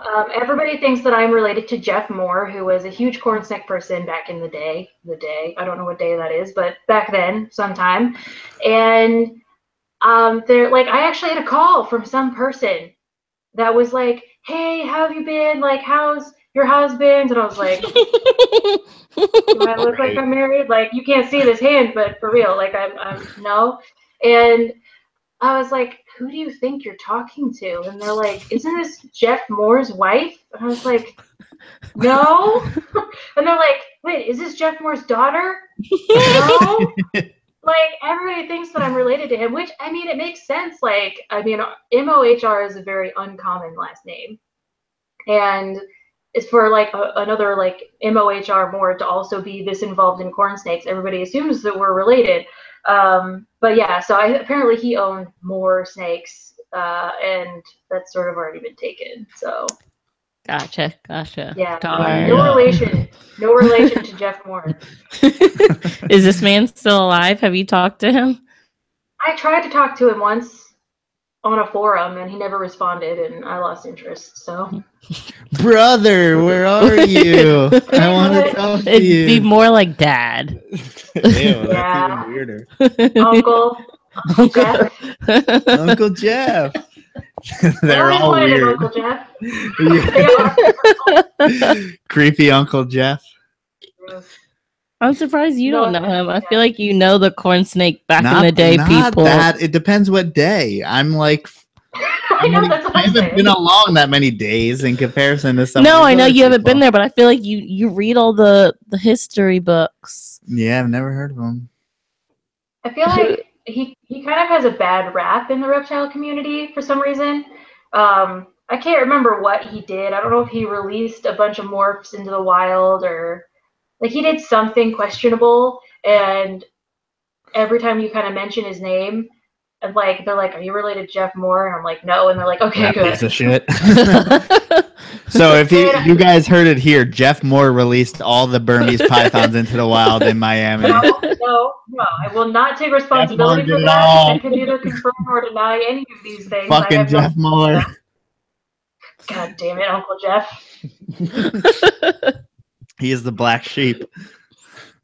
Yeah, so who knows? Maybe he's watching this. Sorry, Jeff. Negative, but we don't need you here, Jeff. Right? I feel like you had something to say. I did, but I lost it. So I hope you have something to say. I'm like drinking too much. Yes, that's why I asked you to stop, and you didn't listen. But Jackie's trying to talk her husband into buying some of your snakes, so be happy. So how do you go about sell it? Do you just sell snakes on Facebook? That's what she said. Oh, she literally just said Facebook is the only place. Facebook. She said just Facebook. Oh shit. What are you producing this year besides Ultramel and Halos is really the question, I guess. I did a very interesting breeding this year that I didn't expect to be interesting, but it was very interesting. So my very first corn snake was a normal that I got out of a pet store that I used to work at. And I was just like, oh, he's really cool. He's like kind of red. Like he was a lot more red than the rest of them. I was like, I want him. He's super cute. So I took him home. At first I thought he was a she, but I named it Flair. And I used to spell it F-L-A-I-R, but when I found that it was a boy, it's F-L-A-R-E now. So I've been trying to keep his line going. I have his daughter who bred this year also. I actually bred her to my het scale as male, but that's really neither here nor there. I'm just trying to keep the line going because he was my first corn snake, you know. I bought a granite at a Tinley Park like last year. Not really like expecting anything, but she was only $50 and she was a proven breeder, and I was like, you almost can't go wrong, you know. It doesn't really matter what I breed her to. I can sell a het granite for $50 even if it's a normal almost, you know. So I thought, well, she's worth the money. And I had bred this like normal male from the pet store with a couple other females. Found out over time that he was het for Anery and Molly. And I was like, well, granite is Anery, and I know he's het Anery, so I'll just like breed them together and whatever. I ended up with some normals, some Anerys, some blood reds, some charcoals, some carbons, which are Anery charcoal combined, some pewters and some granites, and some like diffused carbons. Like it was ridiculous. And I was like, what the heck? And so I'm definitely going to be keeping that pair and continue breeding them because, I mean, what are the odds? Like I pick up just like a random granite female for $50 and I found this normal in a pet store 5 years ago. And they created like the most money-making clutch that I've produced to date, other than the Halos.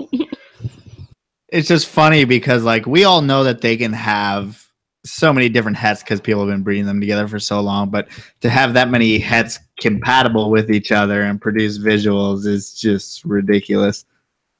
Yeah, especially for, like I said, I mean, I spent $50 on this random female and then you know, got a normal in a pet store, and you know, just like who would have thought really that like, and charcoal was the one that I was really surprised about because I kept thinking like these look like Anerys, but these are not Anerys, these are something different. And so, but of course they were also like the most stubborn feeders of like any clutch I've ever produced.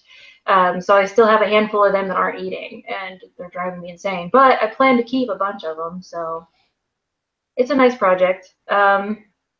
I didn't really produce that much this year. I was kind of surprised because I had a lot of breedings in mind, and I had a lot of breedings, but I just didn't produce that many babies this year, and I don't know what it was. Was that clutch size or fertility or mixture of both? Most of it was clutch size. I had a few first-time breeding males, which was part of the problem, and then I want to say 2/3 of the females I bred were first timers also. So I think it was a combination of like the first time females giving small clutches because they're first timers, and then first time males occasionally will be shooting blanks. And so it's just like, it was just a combination of that.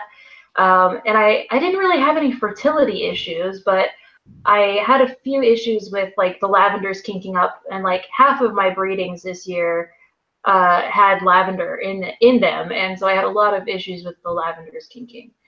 But I successfully produced my first Prairie King clutch this year, which was super awesome. I had an albino male that I borrowed from a friend of mine, and I had bought a normal female just randomly online and bred them together, and apparently the female was het albino. So I got some albinos and some You're lucky. Albinos. Has anyone ever told you that? Apparently I am. You're kind of a lucky person. I guess. Yeah, I'll take it. You know what? I could use, at least I'm lucky in some ways. Like I'm still single, so like I'm lucky in like reptiles, but as far as boys are concerned, isn't that all that matters? Isn't reptiles all that matters? Honestly, if he could trade me for like 5 snakes, I'll take a black-headed python in exchange. For me, he would. How nice. But I mean, that's super awesome. I mean, that's what's great about breeding is that you can like produce random shit. And you find stuff. She got this. If you have a good eye. She has a much better eye than I would sell all that shit by accident. Well, and it's funny, like the pair of halos that I sold to or traded a few years ago, I traded them to a pretty big breeder who I thought was going to take like full advantage of that, and I kind of thought we were going to be in the project together. And he produced them before I did. And then like I know I texted him, or not texted him, messaged him on Facebook today, and I was like, hey, whatever happened to the halo babies? Like mine are starting to get super yellow, and I'm selling some of the males for like $125 a piece now. Like wondering like if you're making any money off of them. He's like, oh, I just sold them wholesale. And I was like, yeah. like why did you do that? That just ruins. I was like keep on going with the project. Yeah, I was like, if you're gonna sell them wholesale to me. You know what I'm saying? Does he rhyme with Pon Borderberg? Maybe a little bit of that.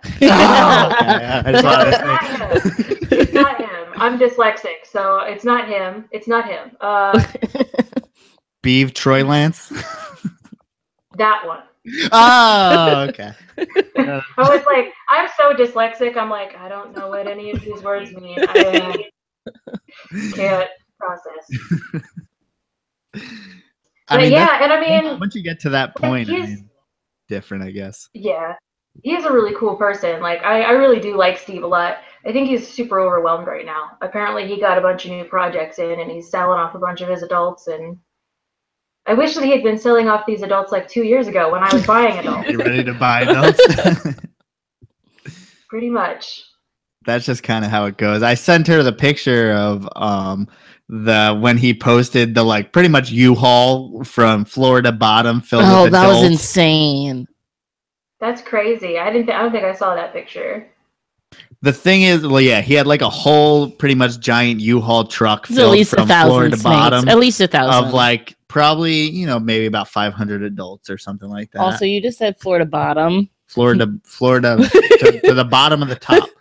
And floor. Okay. I thought you meant like Florida as in like the state Florida. Like no, he's trying to say floor top, but he said Florida bottom. Basically. Like the bottom of Florida, like in the Keys. You know what I'm saying? No. Floor space to space top.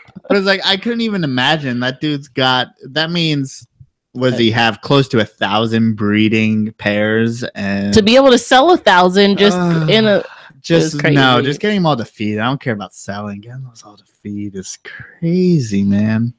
Yeah, he has employees that help him with that now. At least that's what I've heard. But I mean, I think that there was at one point he was producing like a couple hundred hatchlings a day during like Jesus.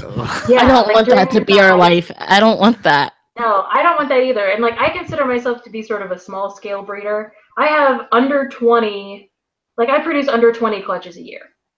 And that's like including all species. So for me, I feel like that's small scale. I feel like anywhere from like 21 to like maybe 100, that's like a medium scale. And then if you're producing over 100 clutches a year, like you're a large scale breeder. That's pretty serious. Yeah, we're about the same size as far as I think I'll have like. We're doing 15 pairings. 15 pairings. I know that. Well, actually, that's half. That makes it sound. Or she said 20 to 30. God damn it! Don't look at me like that. You're almost a medium scale. But next year it'll change because our snow will be ready next year. Won't our Mel Tesoros be ready next year? I think that's why I asked her, like, are you trying to get bigger or stay, she's trying to stay the same size. We're trying to get a little bit bigger. Once we get to her size, maybe we'll be like, fuck. I want to be doing, I want to be doing like 30 pairings, I think. Yeah. Yeah, so if you produce, 30 pairings and you might have a few double clutches here and there, that's probably close to 45 clutches, litters, whatever. 45 to 50. It depends on how many double, I don't double my females unless I know they're going to. Like I've had a few females that I'm like, you double clutch every year, like I'm just going to breed you again. Yeah, I didn't do that until I had a female this year who on the second clutch like I said before, prolapse the oviduct. So it's like, well, I didn't breed you. These are all non-viable, and you're totally fucked, and you're going to be a pet for the rest of your life. So maybe I should just take advantage of you doing it anyway and breed, but I don't know. That's just me. So I've been kind of on the fence of that. I don't think we should. I don't know. What's your idea of pros and cons to double clutch? I would say there are very few pros of double clutching, other than obviously you have a good chance of getting a few more babies you can sell. And if a female is going to be laying eggs anyway, it's probably healthier that she lays fertile ones, but not necessarily. Usually it is infertile eggs that become, the reason for egg binding, but not always. Like, I feel like your female probably would have prolapsed whether they were fertile eggs or not. Anyway. Yeah, I agree with that. And so I don't think just generally speaking, I think it just takes so much out of the female to double clutch. But of course, they double clutch in the wild. So, I mean, like, how much are we trying to make it like the wild versus protecting them from what it's like in the wild? And I just don't like to do it. I had one female that double clutched this year, and I didn't know she was going to, and I ended up, like, she had apparently laid the eggs on like a Monday, and I didn't notice them until like Friday. And because I use paper as bedding because it's free, but she had like laid them under the paper. And so I'm going and like cleaning out her cage, and I find all these like shriveled up eggs, and none of them hatched. And like half of them would have if I had found them on time. But it's like, personally, I don't see that many pros to doing it unless you know that this female is 100% ready to go for another clutch. Like, she completely bounced back, and she's super healthy. And like I said, a lot of them will start ovulating again, and you can kind of tell, like, well, looks like they're going to produce anyway, so you almost might as well. But it's just not worth it for me to, try to breed a female and then potentially lose her to a double clutch when, like, if I hadn't tried that, she might live for another year or whatever. It's so hard to make a judgment call as far as, like, I've had so many snakes that get really old and are very productive into old age and stuff like that. And then there's some snakes that always double clutch, some that don't. So I'm always confused whether to do it or not. I never really work towards it, but I was wondering if this year I was going to, so I don't really know what I want to do, really. Do you have any that you have in mind that you'd... No, not in particular, because I just feel like the ones that I'm growing up now, I grow up smaller than I did the one that I bred previously that double clutch. So I feel like she was naturally just a little bit bigger. But what about I really the ones don't know. we bought? I just really don't know anything about what the ones snakes we bought? are doing, because I don't know. There's some in there that are bigger. It's like, what are we trying to keep? It's also like we're keeping them in tubs, doing this. I mean, it's not like the wild. They're not double clutching like the wild. Or in the wild, do they always double clutch? When do they double clutch? At what age do they produce? I don't know any of that stuff. Let's get a grant to do that research. Okay, yeah, definitely us. We're definitely going to get that. Yeah. Have fun with that. She'd be more likely to get a grant than us. She's much more. Neither of us are getting grants anytime soon. Yeah, I don't think so. I'm good. I'm lazy. That's the problem. No, you're not. You're much more meticulous as far as note keeping. The note taking you say you do, and doing all the other stuff. What do you do as far as passing that down to consumers? What do you give to people who are buying snakes in general?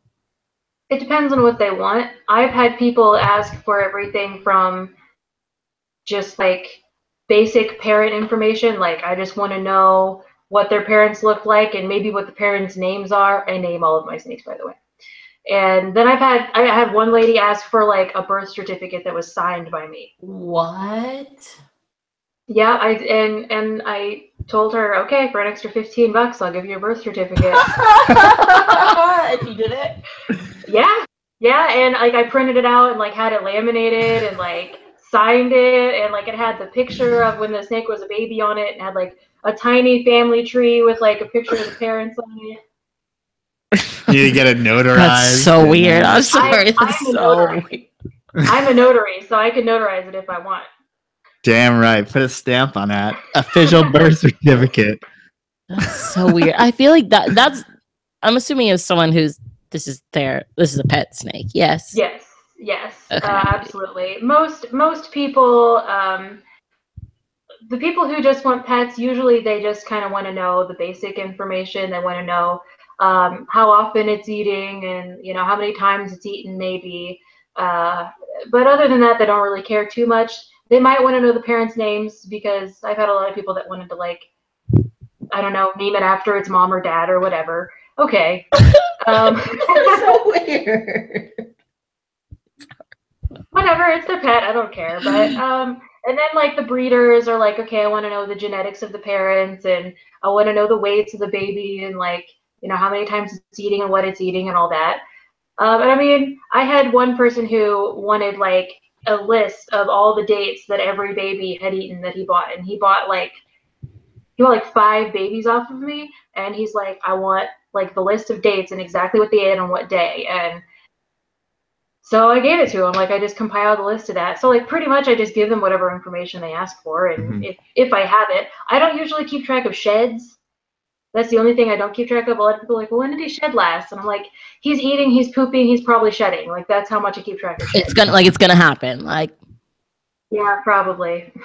Yeah, if it's eating, I feel like that's the important part because obviously it's eating, so it's growing depending on what rate. I don't know what rate it sheds and what rate it's growing. I mean, all that to me is just like details that don't matter that much as long as it's eating. Right.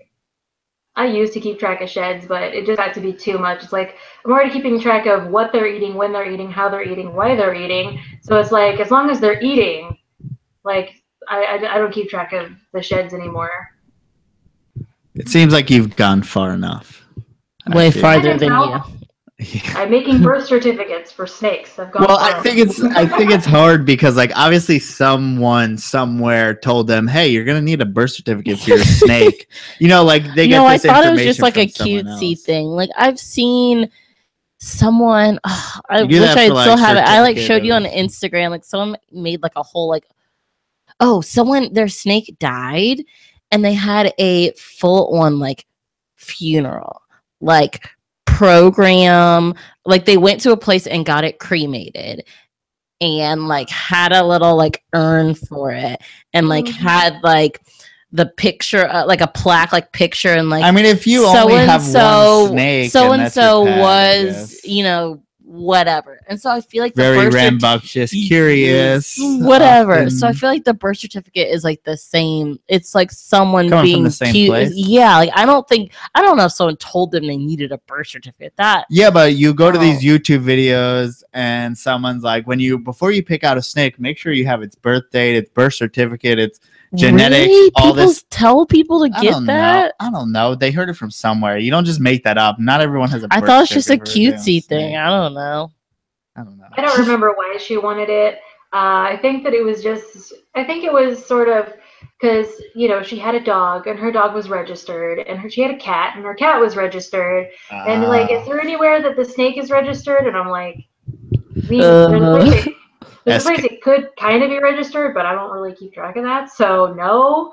And so she kind of wanted like more of an official, like, well, if anybody asks, I want to have this piece of paper that says this from the breeder, and I'm like, okay, whatever, that makes perfect sense as far as if you're coming from a position where you're messing with like dog breeders who have AKC like lineage and stuff, like different lineage. With corn snakes, unfortunately, like lineage isn't as important just because it's also diluted. But I mean, if you have things like if you're buying a het palmetto, I could see where it would be advantageous to have a birth certificate that may say that it's het palmetto, so that when it proves out not to be het palmetto, you can be like, you're a dick face. Yeah, I understand that for sure. Like, although my thing is, especially if you're spending that much money on a snake, obviously you want it to have those genes that you bought it as, but like that's when you could just like bring text messages or like your invoice and say like, I bought this as this, and like take them to small claims court. Like you can do that. I don't know if a birth certificate is necessary, but whatever. Like I understand though. I mean, I guess I guess I don't really understand, but if you want, but you'll do it for $15. Exactly. Like I said, this is all I can afford. I can use every penny that I could possibly get. Yeah, So. I think it's just funny because it's like, it's hard because like I love the people who come for me for like small little things, but it's like sometimes the selling the lowest amount animal or like just an A male or just a normal or something ends up being the most amount of work. It's so true. It is so true. I can't tell you how many normals I'm like force feeding and like trying to get to eat, like scenting this and teasing with that and boiling that. Like, and I'm like, you're a normal. Like I've spent $20, $30 worth of time on you, and I'm gonna sell you for like 15. Like, yeah. I just have so much anger towards corn snake babies. Well, you're not even the one who goes to get them feeding. You know what I went through. Oh yeah, she tried to like her first time picking up clutches from anything. She had this clutch that hatched when I was gone. Okay, yes. Well, yeah, I had this clutch that hatched when I was gone, and the babies were really bad. like most of them are really nippy to begin with, but these ones were extra bad, and it was awesome. They were devils, and I've never done this. Like I've been in this we've been dating for less than a year. So like this is all still so new to me. And of course, he was gone for 10 days. And in the 10 days he was gone, the babies came. So of course, so it's like, fuck, I have to do this. I'm all alone. I have no help. But it got to the point so like obviously we're on YouTube. We have a YouTube channel. I filmed it and everything, but like people gave me so much shit for it that I deleted the video. The video. I've had that happen before too. Because it's like it's hard to like explain to people why I was doing what I was doing, but it was out of complete fear and complete like in explaining to people are like, but they're little babies, like they're not gonna hurt you. And I'm like, I know they're not gonna hurt me. But literally the first time I ever put my hand into a thing of babies, it bit me. Like yeah. And so like getting past that, I couldn't. I don't know, but like corn snake babies are mean, and those he came back. So he came back like maybe 4 days after they'd hatched, and I'd like put them all in their little. We just use little Tupperwares. I put them all in their little Tupperwares and everything. He got bit like 5 times. One of them, I put my finger in the Tupperware, it bit it, and then I lifted it up by it. Holding my finger and put it in its tub. Like they were bad. They were on another level. But yeah, like and those are usually the ones that are the worst feeders too. Like from my experience, the ones that are mean, who would rather kill you than the rodent, those are the ones who don't want to eat anything. They're the ones they're just so dead set on killing you that they won't eat. Mm-hmm. Which is really weird because every other species I've worked with, the most aggressive ones or defensive ones have been the easiest to get feeding. With corn snakes, they have like either I'm in defense mode or I'm in feeding mode. So they're usually harder to feed if they're dicks. Because they just once they start defense striking stuff, they don't eat stuff. I don't know why that is. Because they're assholes. Yeah. So your first clutch, what were your experiences? What were you surprised by? Yeah. Honestly, I was more surprised by the morphs that came out. I had a caramel motley female and just a regular albino male, and didn't even expect to breed them really, but you know, it happens. And the first one that hatched out was an anery. And I was like, I have a red snake and a yellow snake, and the first thing that comes out is a black snake. What the heck? Like that was, and then like the second one that came out was like a normal, and I was like, red snake, yellow snake, brown snake. Okay. Third one that comes out is a snow, and I'm still red snake, yellow snake, white snake. What the heck is going on? Like, and I had no idea genetics. I had zero idea. I'm like, I have no idea what's happening right now. Like, what are all these babies coming out? And So I mean, for me, like that's sort of what sparked the like wanting to get variety in every clutch was because my first clutch had so much variety, and of course that's lucky. Yeah, I was, and that's where like that snow that came out is the Halo snow male that I still have, and like who started the whole Halo project. So yeah, I mean, I think it's just, and I mean, there were 2 snows that came out of that clutch, and I raised both of them, and he got the yellow, but the other one never got any yellow. And so it was just like, I even have 2 snows, and they're completely different. Like, they're the same morph, but they're different.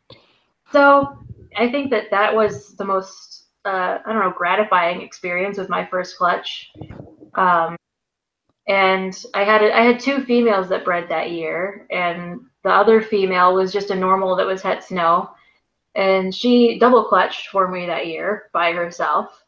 So yeah, I don't know. I mean, I guess I don't have that detail of the story. That's the whole story. Yeah, but I think that's a good thing to get out there. As far as if you buy like a snow from somewhere or normal from somewhere, if you buy anything from either of us or anything like that, you're gonna get a million hets that we don't know about. So it's like you breed them together. That's the difference between a lot of the other snakes. You breed these together, kind of like I think leopard geckos are pretty similar, but you breed them together and you just get a bunch of crazy shit, which is so much fun. Yeah, that's why I love corn snakes. It's probably the main reason that they stuck and so many other things didn't, because I knew that I could get a variety almost no matter what I put together. And once I learned genetics, it made it a lot more interesting because I love math. I do math for fun. So like doing genetics, doing genetics is just sort of like a hobby. Like it's part of the hobby for me. So it's just a part of it that I really enjoy. Yeah, it's like a clear situation where I have like one sort of a brain and you have a very different one, as far as you're much more detail oriented than I just kind of like try to keep it all in my head and just do things, because once I get into the like record keeping and stuff, it actually makes it less fun for me. See, I like all of that, but he doesn't do it, so I don't do it. But like you talking about, like I wanted to keep. You can do it. I wanted to keep all those like no, because see, I like seeing the progress, because the genetics and my brain can't work that way. Like even though I somewhat understand, what Ultramel is all, I can't keep that in my head, no matter how hard I try, or like even like head shape. All that shit. I can't do it. But I can keep the progress of, this baby and like how it changed. Like that interests me, seeing progress over time. But like he doesn't do it, so I never did it. But that, I don't know, that stuff's cool to me. Like seeing, like, or just even taking documents of like how it looked when it first came out, and like how it looked a year later and 2 years, like that kind of stuff. I think that's is like really definitely cool to me. Beneficial. It's just something I don't do. I'm saying I probably should do it as well, but I'll accept that that's a fault in the way I your head. Things. I mean, or also will make it not fun. If it makes it not fun, then you're also taking energy away from your animals. You're taking energy away to, your keeping in general well-being. I'd rather care for the animals and do everything like that, and then worry about the other stuff later. And then what's also, you like reading books about snakes, and that's so not fun to me. That is like how many books would you say you have on snakes? A lot, but like, give me a number. Give me a number. I was gonna ask Sarah if there's any books. Give me a number, then we'll ask her. I don't know, like 30 or something. But are there any books that you prefer? Do you read books on snakes or corn snakes, all that stuff? Well, kind of. The book Corn Snakes in Captivity by Don Soderberg is a really good one. And Kathy Love's book on corn snakes, I can't remember what it's called off the top of my head, but that one's a really good one. Huh? I think it's literally called like Corn Snakes. The Corn Snakes. Yeah, something Corn like that. Corn Snake Manual or something. Yeah. Yeah, I think that is what it is, the Corn Snake Manual. But honestly, I don't have that many books. I'm actually in the middle of writing a book. Whoa. So, I'm more of the like book writer than the book reader. Goals. I guess, kind of. My friend, I have a couple of reptile friends around here. One of my friends constantly like, Sarah, when are you gonna finish that book? I don't know. I'm not. I'm What gonna are start. you writing it on? It's corn snakes and corn snake morphs and stuff like that. I mean, Chuck, what was his last name? Who did the corn snake morph guide? Chuck I know something. what you're talking about. Is it but right I don't there? Have it. Oh, no, you don't I have don't it? have it. Because it was like written a few too many years ago, which Sarah's going to write an update of it, and I'm going to buy it.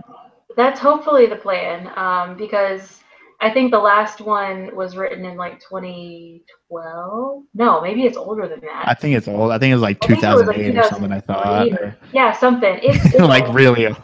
Yeah. So, I mean, obviously Palmetto isn't in there, and the Scaleless isn't in there, and Micropave isn't in there, and the Red Coat and Red Factor, neither of those are in there, and I think Strawberry was in there, Ultramel was in there, but it was highly misunderstood at that point. There's a Halo Snow in there that's actually in the Hurricane Motley section, and I'm like, well, that's not really a hurricane, but hey, whatever. So it just needs. Wait, is his name Charles Pritzel? Yes, Chuck Pritzel. Chuck Pritzel. I like his name. This is a good name. And I mean, he's really smart, and he literally wrote the book on corn snake genetics, and he kept it updated for a while, but then, like, 10, 15 years ago, he just sort of stopped. And yeah, we're seeing. I think the latest one was 2011. Okay, that's what I wondered, but yeah, like since 2011, like I don't think Tessera is in there. I don't think, like I said, Palmetto is not going to be in there. Neither of the red morphs are going to be in there, Red Coat or Red Factor. My whole collection's not in there. Pretty much, yeah. I mean, yeah. And I'd really like to do something a little bit more detailed for each morph, because he kind of, as detailed as those are, he really does sort of skim over a lot, I think. So the whole point of the book that I'm trying to finish is detailed of an explanation of every single morph and where they came from, where they originated, how they came to be. And of course, there's always the questionable ones like Tessera. Is Tessera a hybrid or not? No one will ever know, but we'll assume that it's not, because the story goes they found 2.1 in a pet store and they looked cool. So what's the idea of what they were particularly, maybe they've been crossed with? A lot of people think California king snakes. Have you seen? I don't see that at all, but go ahead. Have you seen Newport jungles though? Like Newport jungle horns. If you look at the gene Newport in California kings, it looks a lot like Tessera, but it looks even more like Tessera when you actually breed the hybrid corn snake, king snake, and Newport. And like Newport is the actual like gene, like the visual. And is that locality of a Cali king rather? I think it's an actual gene. Like I think it's like codominant or something. And I don't know if it originated in. Because I thought it was Newport, California, or something. Yeah, it probably is. Like it probably originated there, but I think they discovered that it's actually a gene, like a gene mutation, like Tessera, and it's inherited very similarly to Tessera, and it looks a lot like Tessera. And a lot of people say that, a lot of people who breed Tesseras say that like Tessera siblings kind of have this weird extra layer of color on them that an average corn snake doesn't have, and it's a very similar like extra layer of color that you might see in like corn snake, king snake hybrids. And I mean, there's just a lot of similarities and connections that sort of point to that being a possibility. And also like with the level of variety that you get, like you can get a Tessera corn snake that has a solid black belly. And that's what you would kind of see if you bred like Newport into, because that's what Newport does. Newport kind of gives it a solid black belly. So it's like, there's all these similarities, but at the same time, if we're going to say that that's something that makes a hybrid, then we might also have to say that, palmettos are a hybrid, or stripe is a hybrid, or, I mean, like you can make that argument for almost any morph. You can, you know, so it's a dangerous, slippery slope to say that this one over here might be a hybrid, but this one over here is definitely not. And like to anyone who's like in that argument, I just wonder like how much does it really matter? You know, this like I mean the snakes are beautiful and the gene is really cool to work with, and so like at the end of the day, we're not putting them back in the wild. So yeah, we're not, and you know, it's like some people will you know, they adamantly believe that it's not a hybrid, and you need to believe the cookie cutter story that everybody's telling you, which I obviously don't believe based on, you know, my tone, but and then some people adamantly believe the other way and say like it's so obviously a king snake, and if you bred king snakes, then you would know that it had to be a king snake hybrid. So I'm kind of on the fence. I'm kind of in the middle where I'm just like, it doesn't really matter. I have these beautiful animals that I adore, and I'm gonna keep breeding them, you know, if I want. It would only slightly like ruin my life to know that they were all hybrids, if that's so, because like most of my collection's Tessera, so I never thought that they would be hybrids. I've never heard that, so that's interesting. But I mean, then again, we have Ultramel and stuff like that. But yeah, and of course now people are saying that Ultramel might not be a hybrid. I've heard a couple people say, oh, well, the person who said that only said it because he was pressured to, because everybody else told him that he needed to. And I was like, I don't really believe that, but it's still possible. You know, I mean, like, you know, just like the whole creamsicle thing, like creamsicles technically are hybrids, but not that long ago, they weren't hybrids because the emerald rat snake was considered a subspecies of corn snake instead of its own, like, separate species. So it's like a lot of it's just taxonomy changes, and then all of a sudden we have all these hybrids. And so it's like, really, like, I mean, I feel like the definition of a hybrid, or I guess the definition of a species is like, you know, can't produce any fertile offspring with a different species. Like, it's narrowed down so much that it can't produce fertile offspring. But yet here we have the corn snake who can produce like fertile offspring with almost any other colubrid on the planet. So it's like, what really is a hybrid? I think the lines are blurry enough that for me it doesn't matter.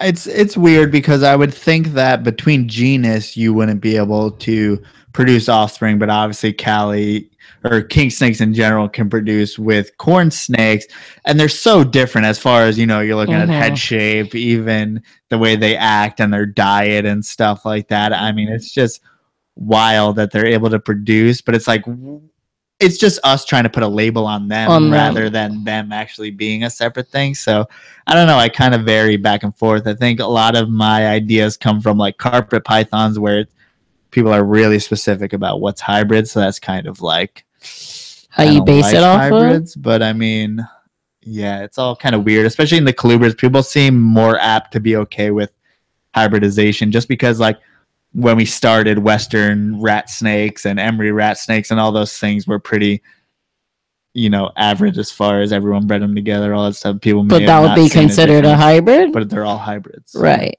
But it's okay. But it's an accepted one. Yeah. So would you, as far as like Keys and Miamis, do you think maybe those are separate subspecies or something like that, or separate species, or does it even matter? Keys used to be considered sort of a subspecies, the rosy rat snake. And someone wrote a paper on Miamis possibly being a subspecies or a different species, because there's like a certain locality of Miami, as weird as that sounds, like a sub-locality of Miami that, like, they stay smaller, they have a slightly different scale count, they lay a lot more eggs, but smaller eggs, and all these different things that would like potentially make them a different species.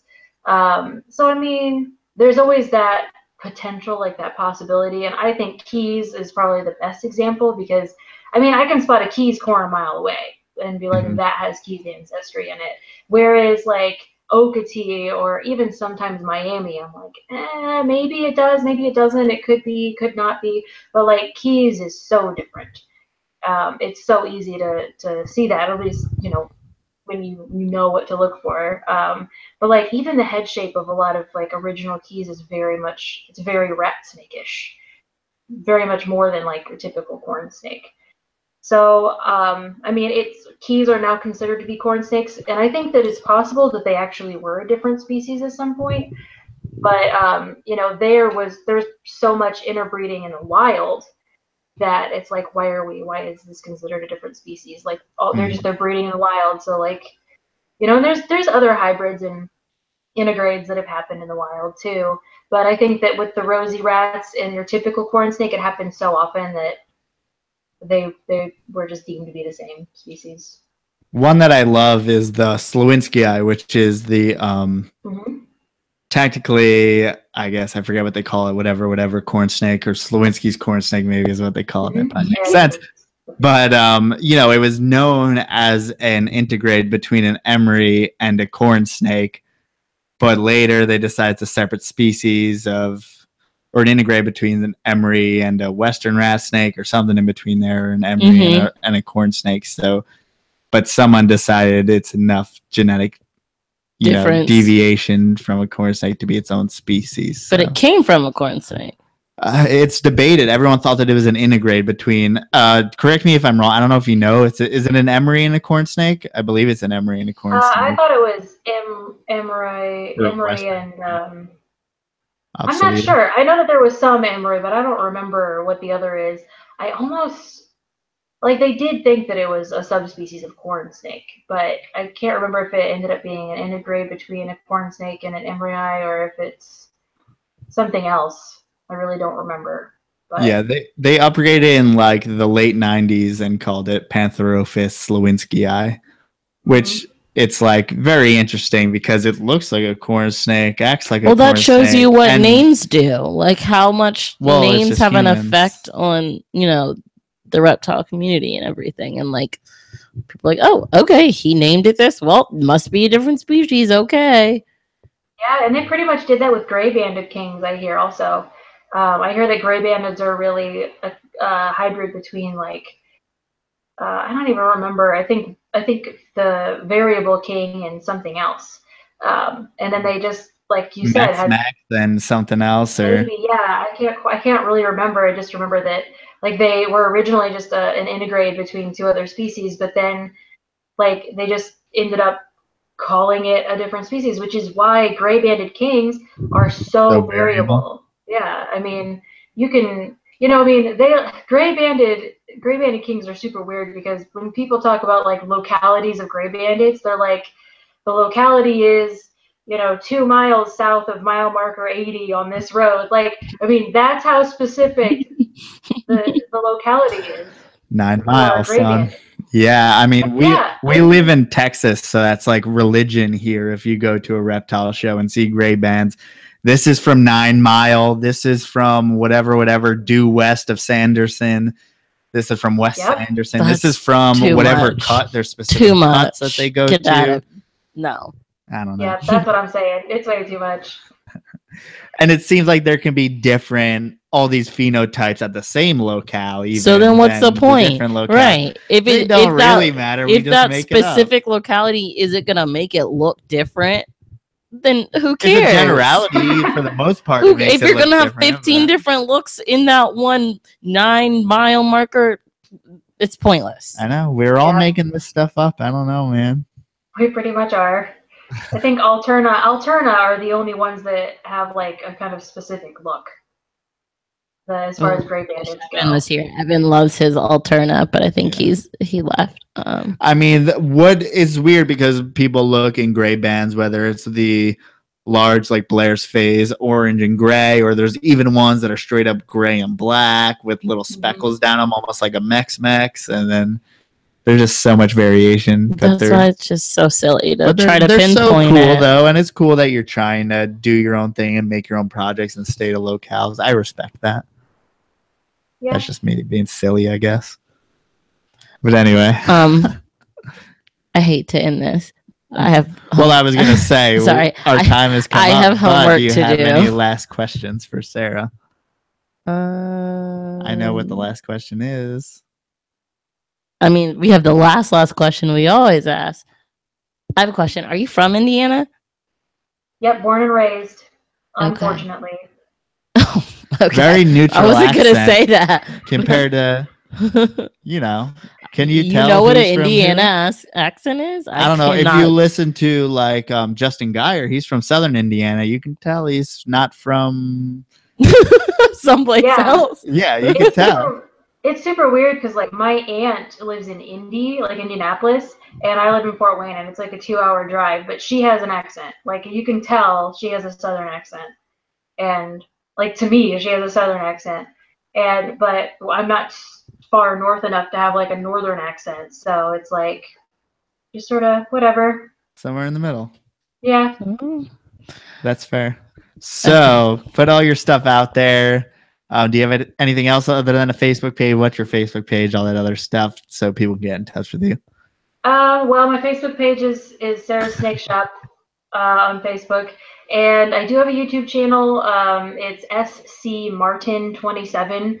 I made it when I was like 14 and just like kept the stupid name. But I occasionally will get on there and just make videos about breeding projects and stuff like that. I have an Instagram, Joy Princess Sarah. Wow. Yeah, that's another like sort of. I made that when I was 14 and just never changed it. So you can follow me on Instagram, Joy Princess Sarah, and other than Face, I mean that's it. Like I'm not too social media savvy. I have a Twitter, but don't even try. Send pictures of your ball pythons, ask her what morph it is, and send her eyeball pictures. Do not do that. Do not do that. Corn snake ID morph page, whatever you can do.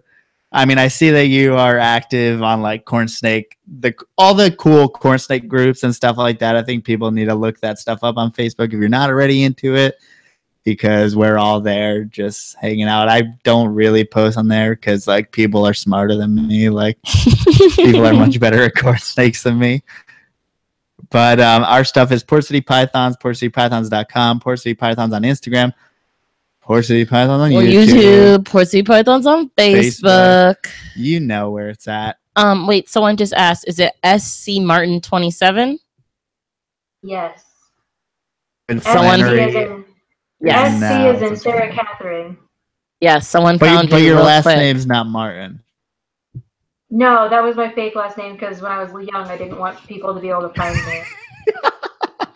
I mean, that's good to keep the creep away. That's pretty funny. Is it hard being a female in the reptile game? Okay, that's not a last question. I'm curious now. I know, but I have homework. But I'm curious. I'll make it quick. Yeah. The answer is yes. Do you get snake pictures of all types? Oh God. Lord. Oh God. Oh Lord. Oh man. Oh. So I'm on these occasionally on try dating sites, and when I tell people that I'm a snake breeder, they don't take it the way that they should. And I get like the trouser snake joke all the time. Although like I usually have a pretty good comeback, because one time I hatched a snow corn snake that only had one eye. And so I was like, and I named him One-Eyed Willie. And so like anytime that I would get any unsolicited photos, I'd be like, well, check out my one-eyed pink snake. And I'd send a picture of that. Like, and it would usually like, they would never talk to me again, which is probably why I'm single. But that's okay.